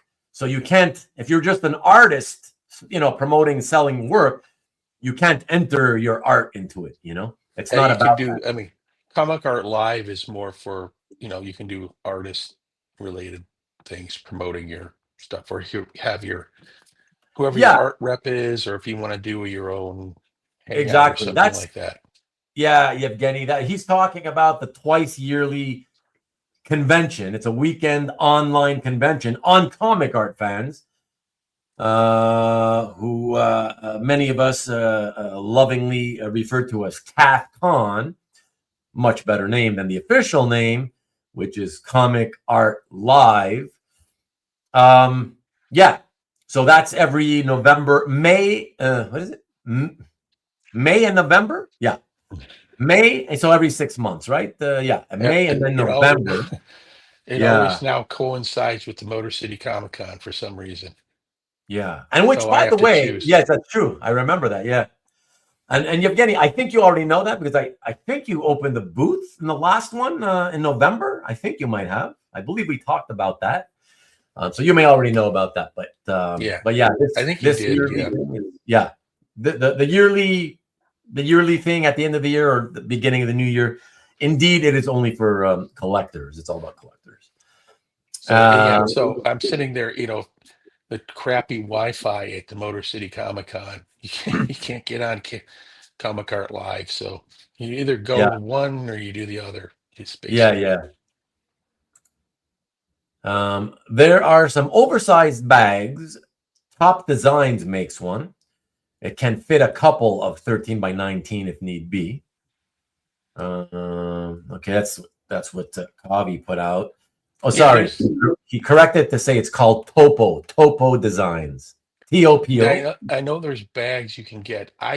What I was gravitating to is like, I can't find any that's water and fire resistant that is a carryable bag like that is big enough to carry. This is the biggest one that I found. But I know that there is backpacks and other bags that you can get that are bigger. So Yeah. I'm just looking around and getting some advice from people who are familiar with how they've used it. And No, for sure. so I appreciate that from Kavi and from all the other people mentioning it. If you have a Yeah. brand name, that would be helpful because I can look that up. Yeah, those of you especially who mentioned backpacks, but thank you for putting the brand name that you mentioned, Kavi. If anybody's interested, this is Trickton, Trikton. Or is it backwards? Is that backwards on your screen? No. Okay. Is it backwards for you? I'm mirrored. I think. You're mirrored. Oh, that's interesting. But no, on for me, it's not mirrored, which is weird. Okay, good. But it's Trickton, and you can see it's got fire resistant and water resistant, and it's also got a locking mechanism. So if you want to do that, and it's shoulder strap.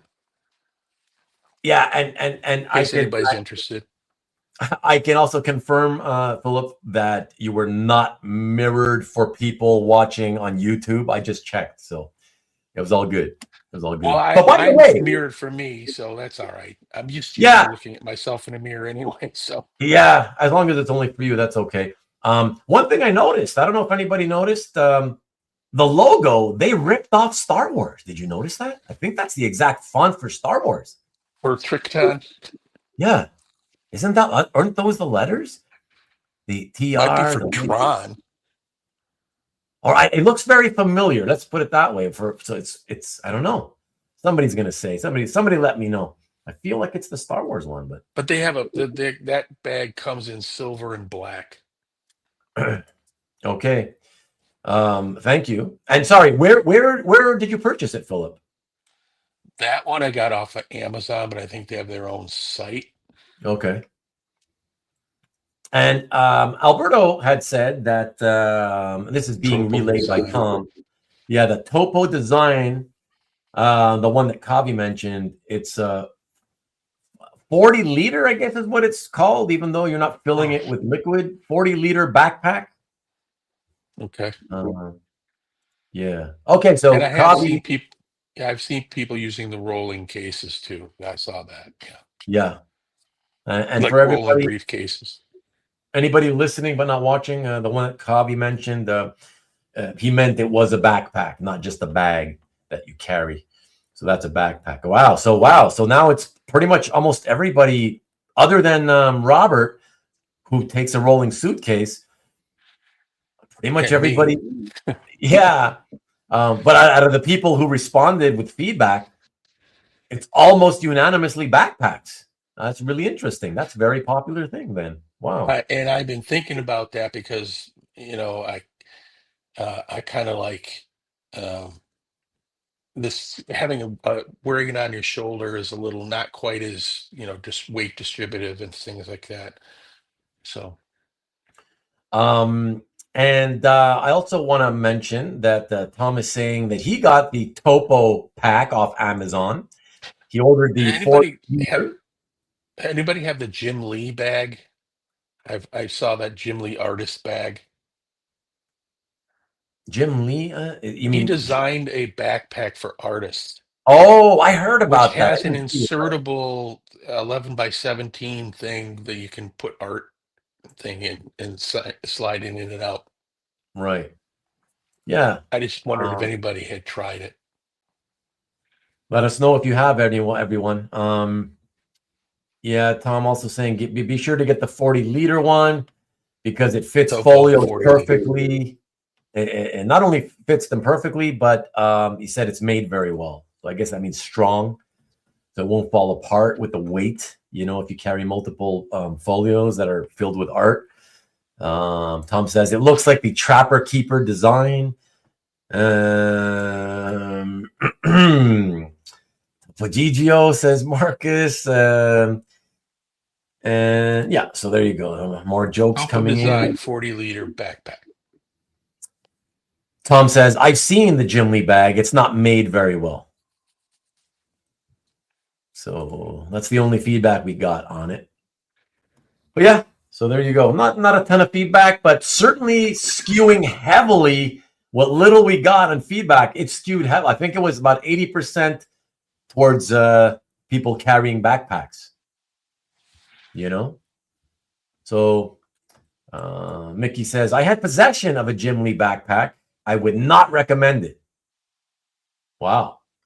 That's a very firm opinion, Well,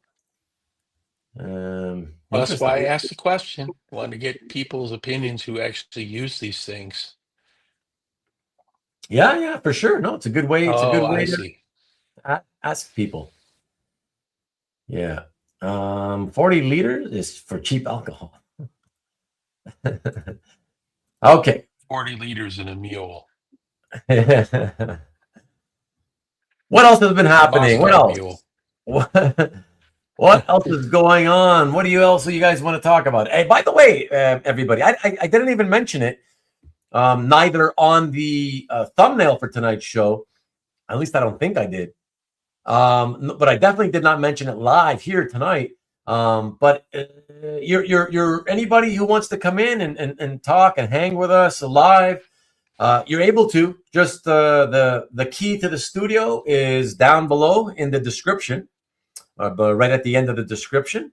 So click that. We'd be happy to have you, and you'll be able to speak verbally. Much easier than it is to keep typing short, brief messages. Kavi says, it goes on sale from time to time. I got it during Black Friday 2024. And a little bit extra feedback here from Earl. Earl says, I normally wear a backpack, but I will try the Trickton bag. Interesting. Look at that.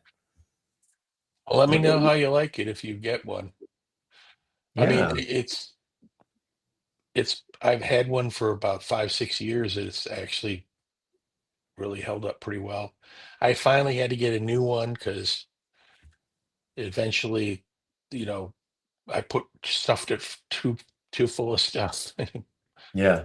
The zipper started to come out or whatever. But well, Tom says that there are other cool backpacks that he's used, but they don't last long at all. Yeah. So not too cool actually if they don't last long, because that's what you want. If they look good, it's great. But if they fall apart after a year or two, it's not really getting your money's worth. He wants to know. Earl does. He says, "Did you say the Trickton fits 13 by 19?" No. It'll fit 11 by 17 top loaders. Oh. So you can. So if I tend to bring a few of those with me to cons so that I can slip up pages into them, and then I'll have a couple pieces of cardboard that I cut to fit, Okay. and so that I can sandwich them to keep them. But the thing is, it's wide enough you can put other stuff in there, like if you have comics that you want to bring with you, you can bring comics, even ones that are slabbed. Um, Right. you can bring. I actually have a little seat that I can unzip the bag and pull out the seat so I can sit on it. A lot of times it's no place to sit unless you're gonna sit on the floor. But Yeah. Well, but he says, Earl says, well, that works. So there you go. So check it out, Earl. Check it out for sure. Yeah. yeah, it doesn't work for the bigger pieces in 11 by 17, but this is like literally the biggest piece. And this one actually, if you shop around for other water and fire resistant ones, they're a little bit smaller than this one. This one just happens to be just big enough to be able to handle those. Great. And thanks for the details, Philip. That's good info. I'm always a stickler for, the more info I can get on stuff, on products, especially the better. So that's great. I did want to mention that for the Topo Designs, that's the name brand, everyone. Topo Designs, the backpack that Kavi had brought up earlier, he did put a link in. I don't think it's a clickable link, but it's in the chat. So for those of you watching this on Rewind, please make sure you click the button below the screen somewhere that allows you to see the chat comments that were posted, because Kavi did post a link at the exactly 10:24 Eastern or 7:24 on the West Coast. You put a link so that in case it's not clickable, at least you can copy and paste it, because Robert mentions that it is, here we go, put it on screen, that Topo Designs bag that Kavi mentioned and linked to is 22% off at the moment. So that's a good thing to know. I just posted a link to the Trickton bag. It's actually a little bit off too. I guess they're a little bit on sale, but okay. If anybody interested in this. Let me see. Yevgeny says, I've been enjoying working on 14 by 17 format lately, but they are pricier, so selling them is tougher. Interesting. Yeah, I mean, that the price is always going to be an issue for people, Yevgeny. Let's see some new pieces. If anyone has a few to share. I thought it was clickable, but it's easy to find on Amazon. Yeah. So you know what? Actually, everyone, hold on. I just realized there's no way. There's no way for me to. Yeah. When somebody else puts in a comment, just the way that the software works, when I put my cursor over the comment sort of it grays out, so I can't highlight it and then copy it to paste it myself, unfortunately. But yeah, look for Topo Designs on Amazon. And what do you call it? Just a backpack? Is it just Topo Designs? Put the word backpack in. I guess that would be it. So just do that, guys, on Amazon, and you'll find it. Should like Kavi says, shouldn't be. He says it's easy to find. So, Rick says that the link is clickable. Interesting, because for me it isn't. Interesting. Okay. Well, for those of you who it's clickable, well, great for you. If you find it's not clickable, do what I just told you and do searches. I posted Trickton in the comments. Is that clickable? So I just realized no, because you put it into the comments, Philip, on YouTube, correct? Yeah. Because you can't do it through StreamYard, obviously. So the problem is that YouTube does not allow anyone to put in links into live chat, the live chat of live streams. Yeah, unfortunately, But Robert now says that for him, his Kavi's link was clickable, so at least that one is clickable, you know. And yeah, This is because what we're talking about here. okay, Topo. there you go. For those of you listening, not watching, you might want to tune in to the screen now, or on rewind at the 7:36 Pacific, 10:36 time timestamp. And Robert showed on his phone. They put it up to the screen, and he showed the picture of the bag that he's talking about. So yeah, and there he goes again. He's showing it again, everybody. Yeah, it's a pretty good looking bag too. So, all right. It looks nice. So what else is happening? Anybody? Nobody wants to come in. Seriously, nobody wants to come in and shoot the shit for a little while. I mean, if you don't want to, that's cool. I mean, it'll be an early night. Intimidating. I'm too intimidating, Rubén. People, yeah, you're intimidating people. You know what's funny, Philip? Tom, you know, told me like 2 years ago, oh, I'm going to be ready to do your show soon, you know? And then he said, oh, but first I got to do a Bill's show. I'm like, yeah, whatever. Okay, let me know. And ever since, he did Bill's show like, I don't know, it's probably a year now ago. I don't know, a long time ago enough. I'm like, okay, come on. Months ago, I told him, come on now. When are you going to do it? Oh, yeah, soon. Oh, and then one day when I brought it up again, he says, I'm nervous. You're intimidating. I'm like, what? When have you ever seen me intimidate people? And especially when I have like a show and tell episode, right? Where I'm going to, we're going to show art for a collector and talk about that collector's collection. When I have ever done or said anything that would make that collector who's my guest feel intimidated? That's the craziest thing ever. You're just way too shy and you're making excuses, Tom. I'm putting it out there. Well, I think as I pointed out before, I've argued in front of our state Supreme Court, and that's way more intimidating. So at this point, I'm like, look at Tom. Oh, for fuck's sake. Yeah, exactly. You deserve it. The more you keep delaying it, the more I'm going to call you out from time to time. How about that?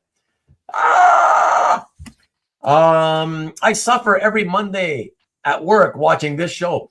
Well, sure, I know you do, but that's why you can't use the I'm tired on Mondays excuse, because you're here anyways every single Sunday night, right? So it doesn't make a difference. You're going to be here for the same amount of time, whether you're in the studio or not, right? John says, I seen you with your shirt off. I understand why he's intimidated. Oh, yeah. Oh, I'm very intimidating. Ruben's framer is intimidating. Well, you're obsessed with my framer. Let me tell you, Peter. I've never missed a show in 3.5 years. I know. What does that have to do with it? That doesn't mean like, you told me you would be on the show. You told me you'd be on the show. You said you'd be doing it. And the craziest thing, Philip, I think Philip would agree. The craziest thing is that not only did he say, okay, I'm ready to do a show, but first I got to do Bills, right? And then he did Bills. And it was a long time ago already.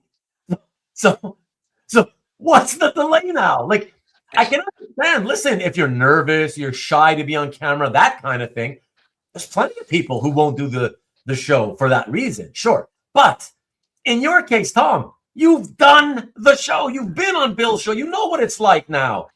You know what I would add this. Yeah. Ruben likes to talk. Yes. So if you're getting nervous about saying stuff, Ruben will take up the slack. Exactly.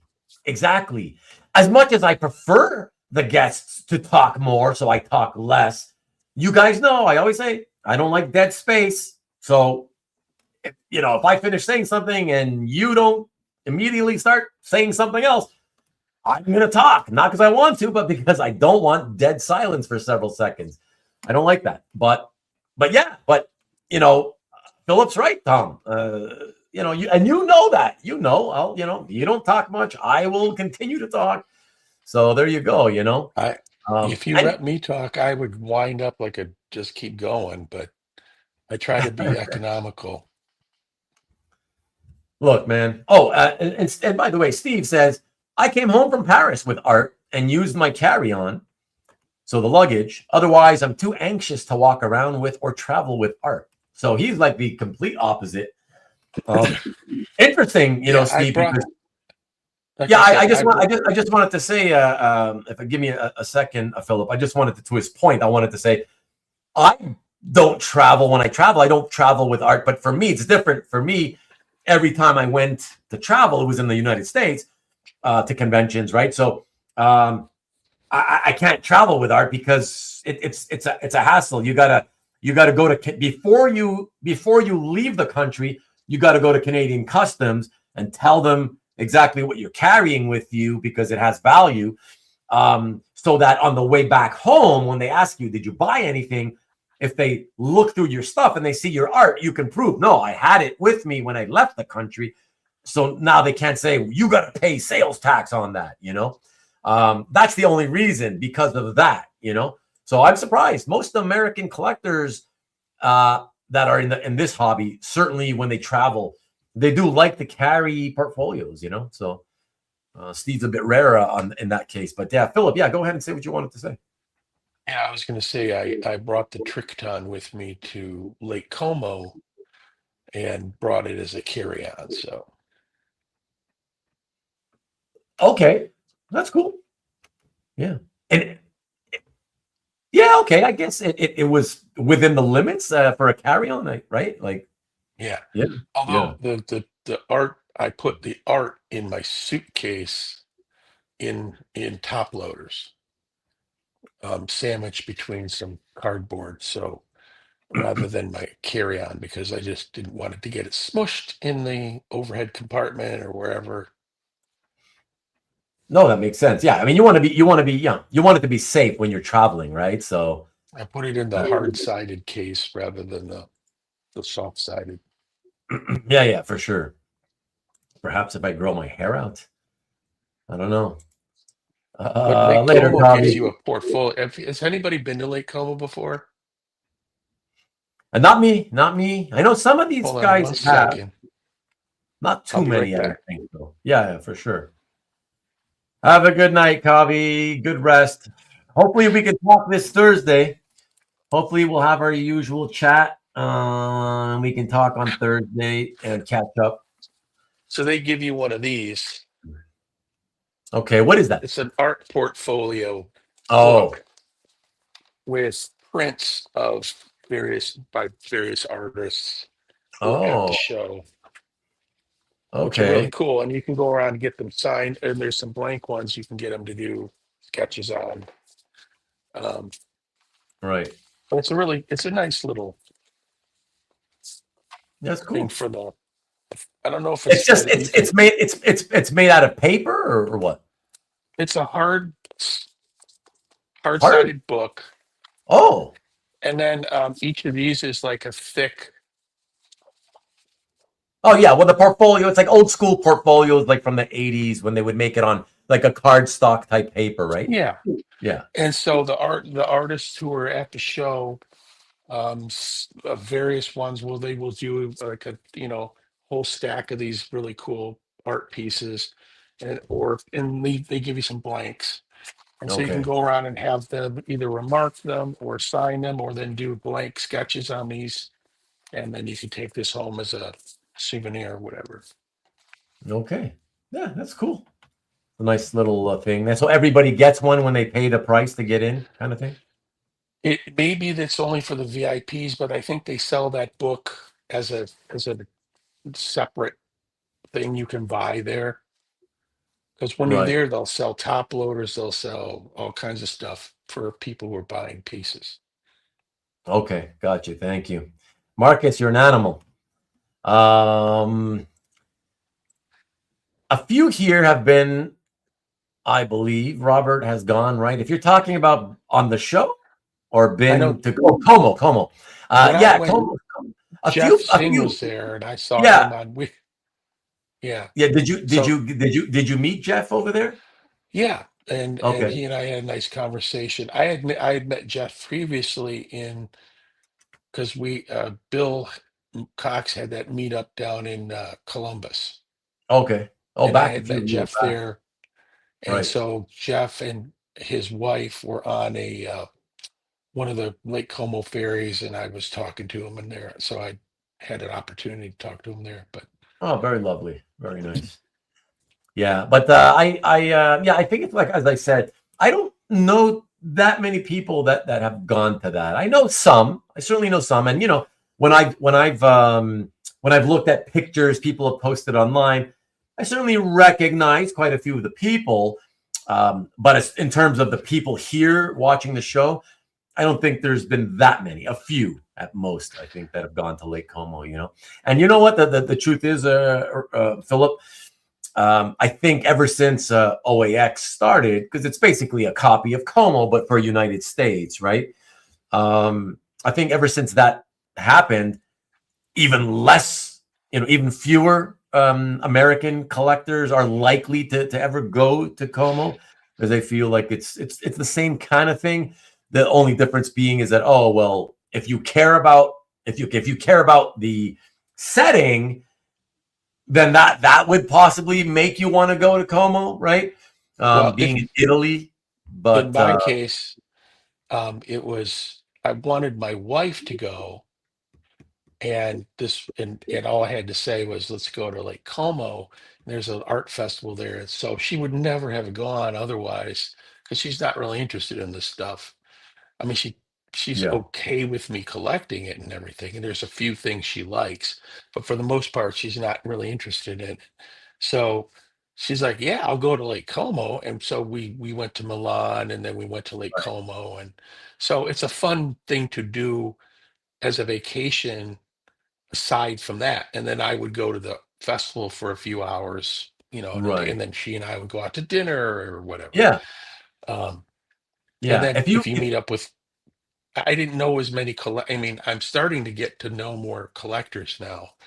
So if I go to one of these things, we could, hang out and do things. Yeah, But at that time, I was just sort of getting into the social networking in the hobby, which I hadn't been doing that much of before.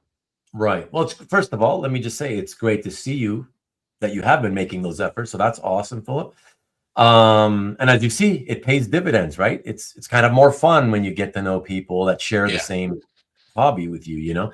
And yeah, exactly. Like if you or whether you know people or not, obviously depending on the time you have. Excuse me. Um, what you said in terms of how you planned your Como visit, especially if you're someone who has a significant other who doesn't, is not interested, which is most of our wives and girlfriends, are not also collectors.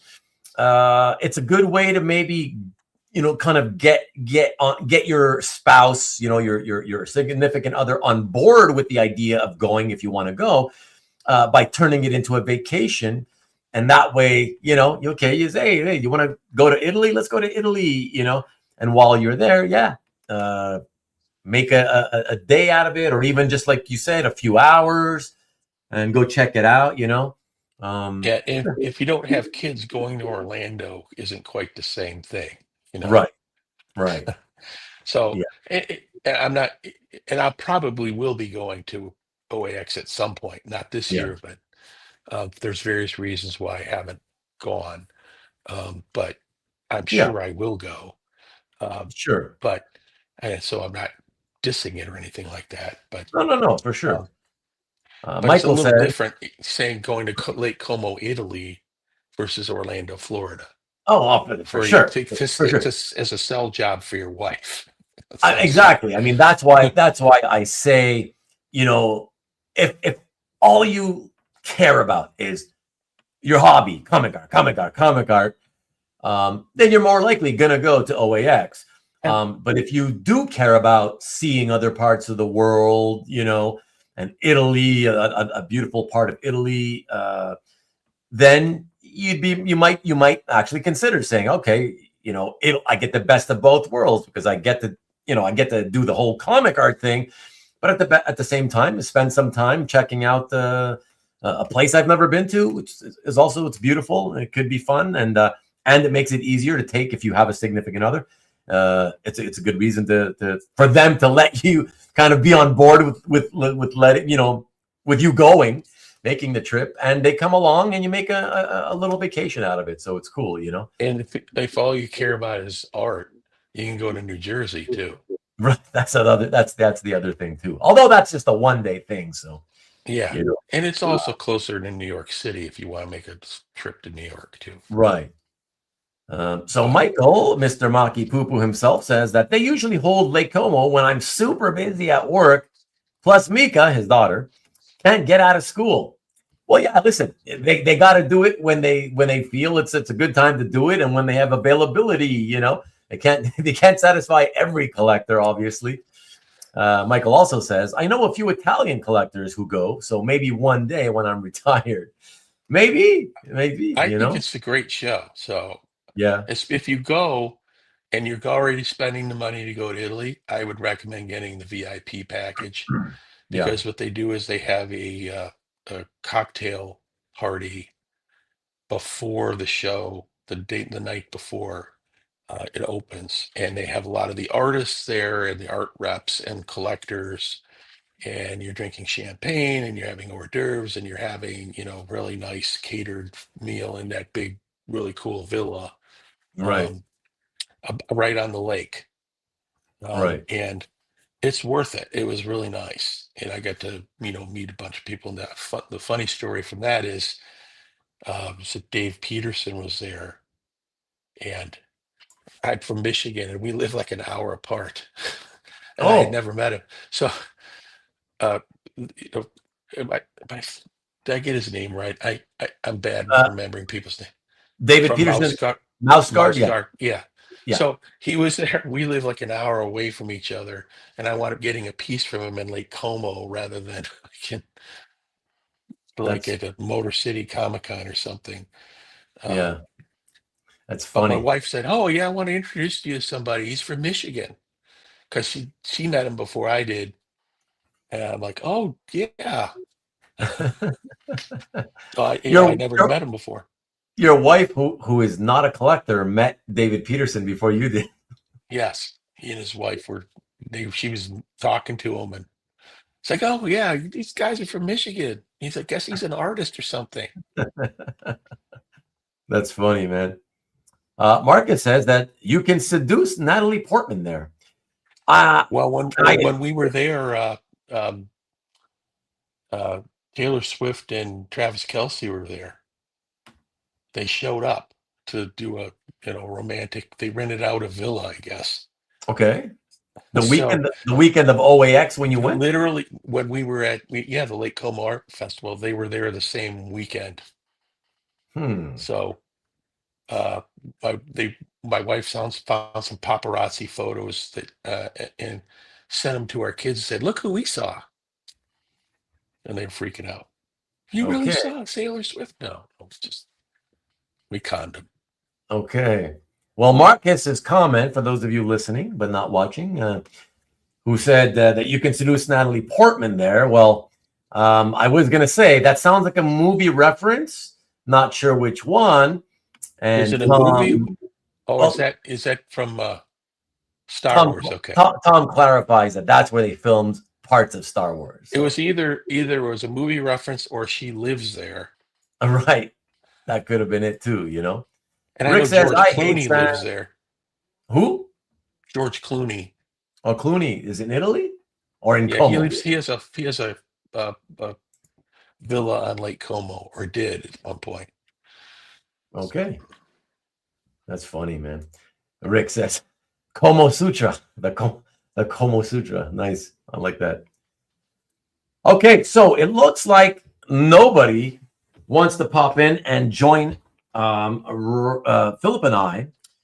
And Ocean's 13. What about Ocean's 13? Oh, because of Clooney.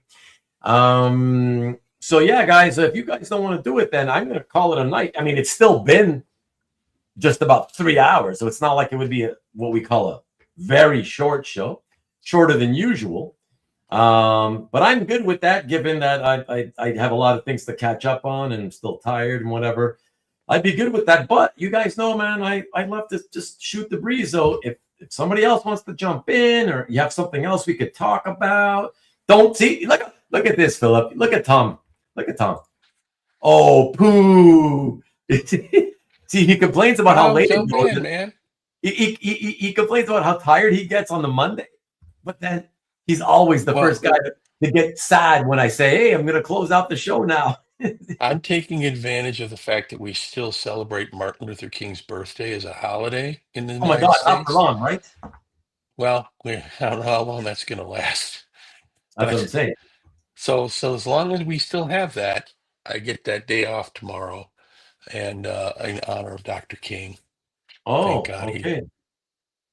Yeah. Steve said holiday here tomorrow. Yeah. So see, tonight would have been great to have bunches of people jumping in, shooting the breeze together, because you wouldn't have to worry about, showing up early for work tomorrow. But you guys disappointed me tonight. Everybody except Philip, But no, hey, I could show my page from March in honor of Dr. King and John Lewis and the Civil Rights Movement. Go ahead and show it if you want. I mean, I'm okay with that. Look at that. Look at Steve's like, talk about art as an alternative asset class. We can go to 1 a.m. Well, so here's the thing, Steve. I had told you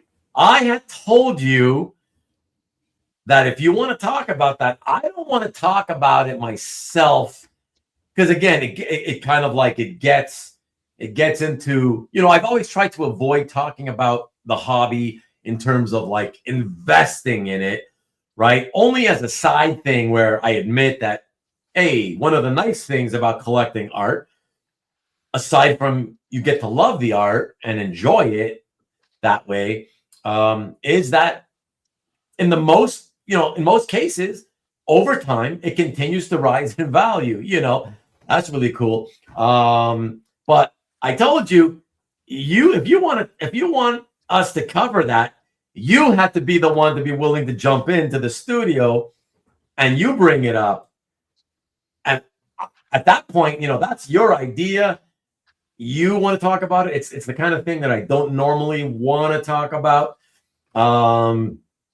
Promote, it sounds like, because it comes off as a bit promotionally in terms of investing in art. And that's not what I ever want to do. But like I said, anytime we'll talk about it, as long as you're willing to jump in, you kick it off, tell us what's on your mind.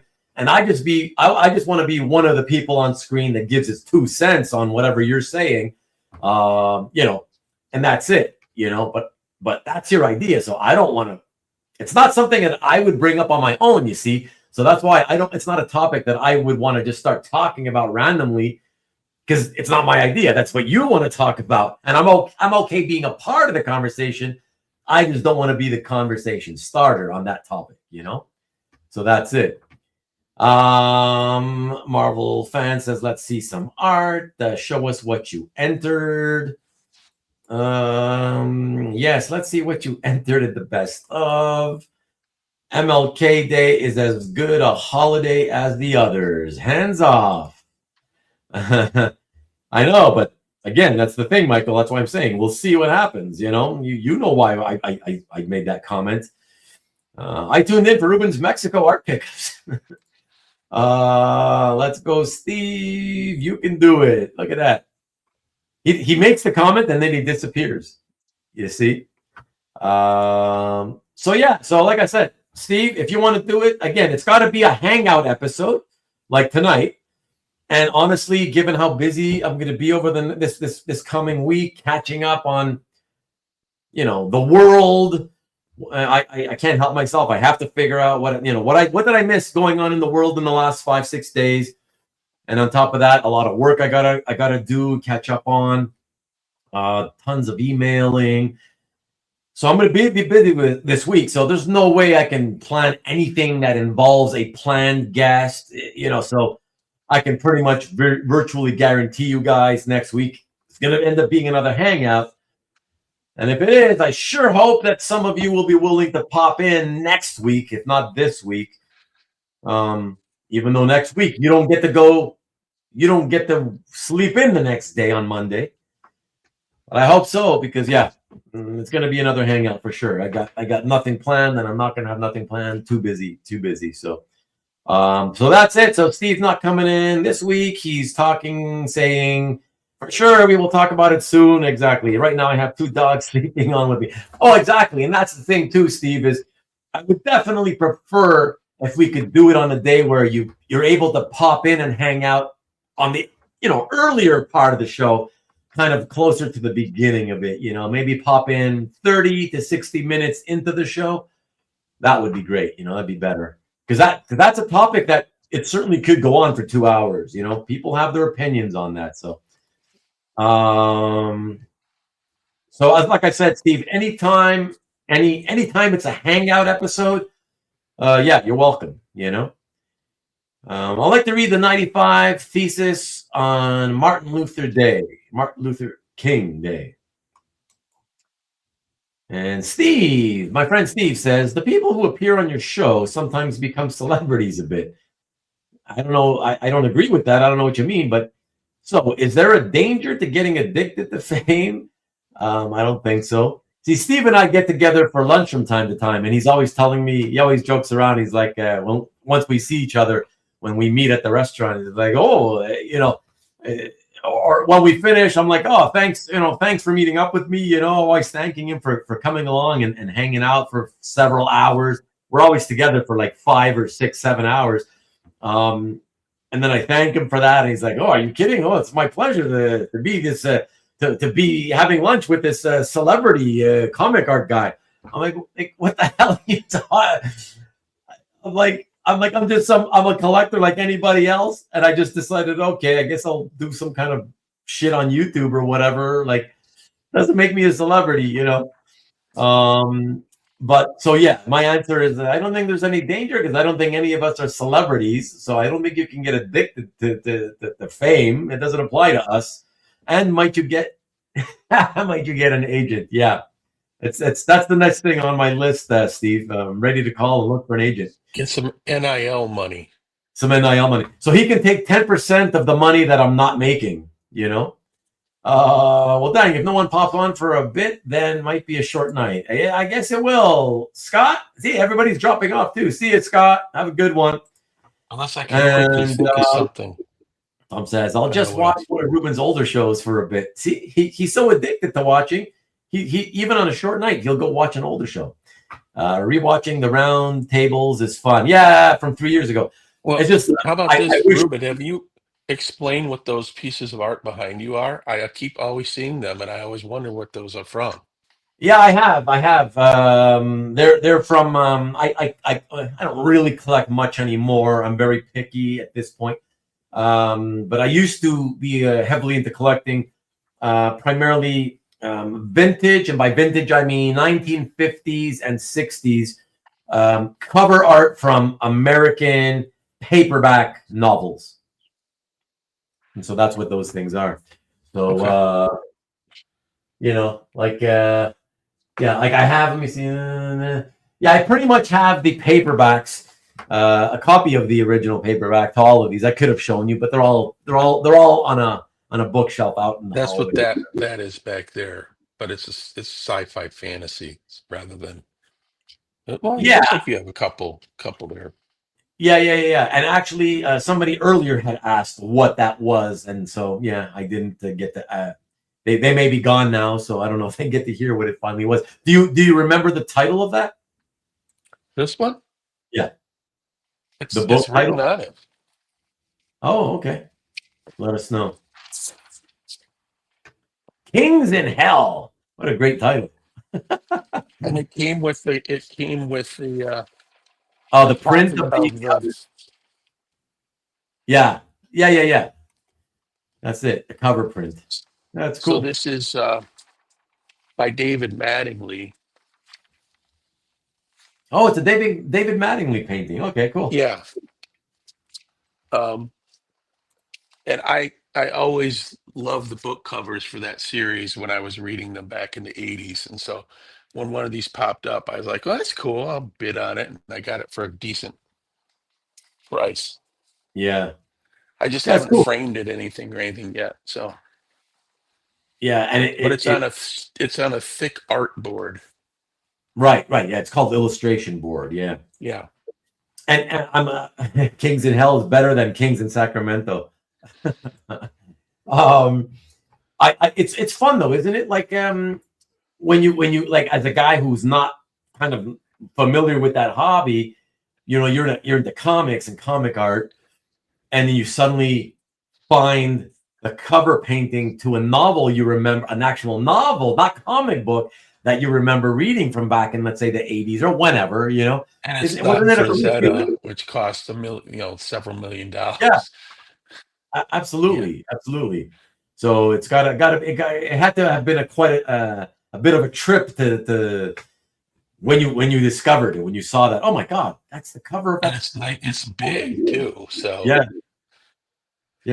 That's It's very cool, very cool. So yeah, so that's what my whole house is filled with these. I got about 3 dozen of them on the walls all over the place.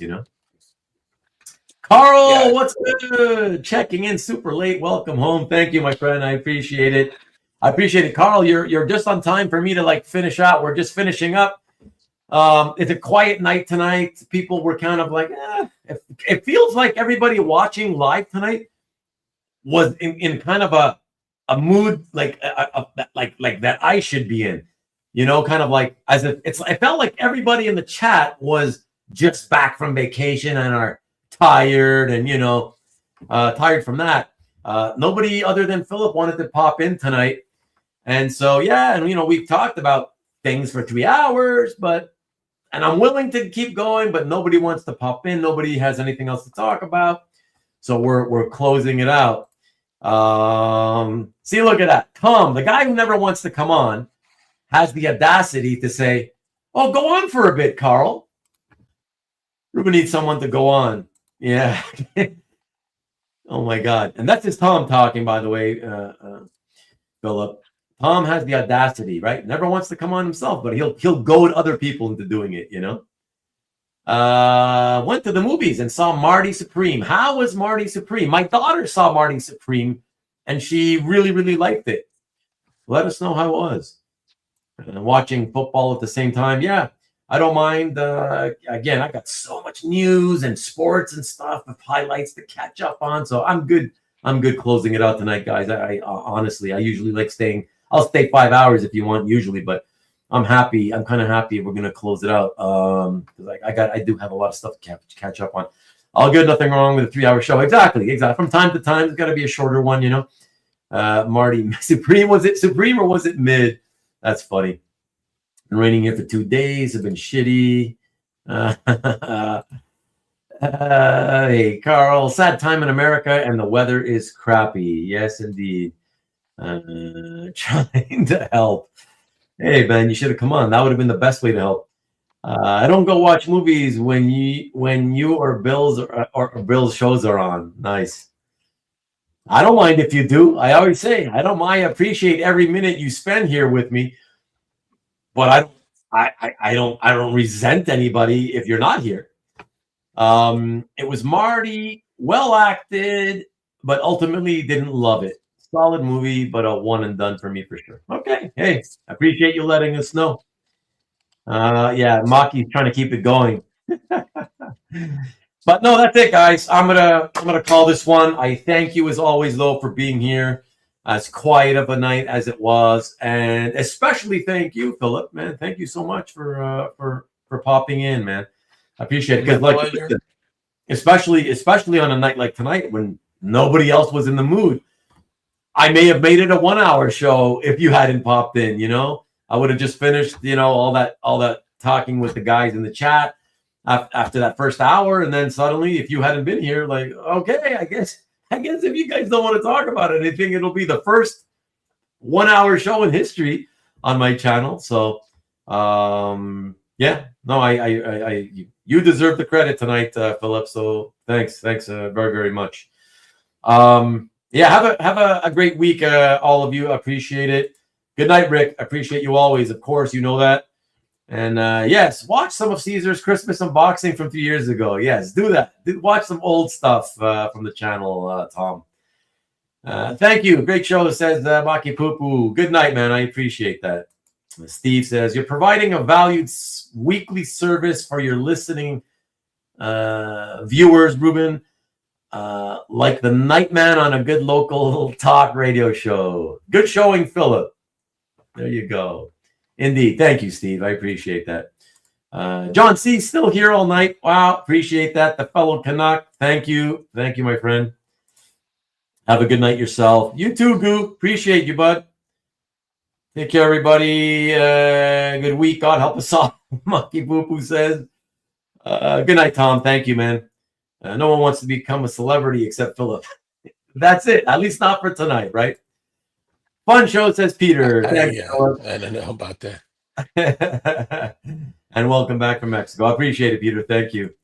And Wardman. Unless somebody wants to give me a really good deal on some art.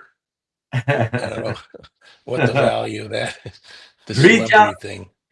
Reach out to Philip if you want to give a good deal on art. For sure. He deserves it. Wild Man Jack of the Comic Card, exactly. All right, everybody. So that's it. There's nothing to show you for next week in terms of a thumbnail, obviously.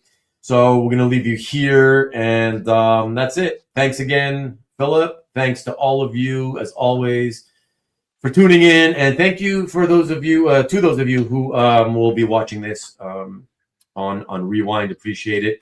If I seemed low energy tonight, I admit I probably am. Because I tired from the trip and all that. Yeah, so hopefully much more energetic next week. So thank you guys. Thank you. JC was here. Never let us know, but he was here. Thanks, man. I appreciate it. And yeah, see you guys later in the week. Don't forget to catch Nicky B's show this Friday if he's having it. I assume he's having it. But that's it. And yeah, man, come back and see what we do on next week's hangout next Sunday night. I appreciate you all. Thank you, Philip. Stay with me for a second if you don't mind. And yeah, thanks, everybody. Have a great week. And we'll catch you next week. Thanks. Peace. And as always, go Blues.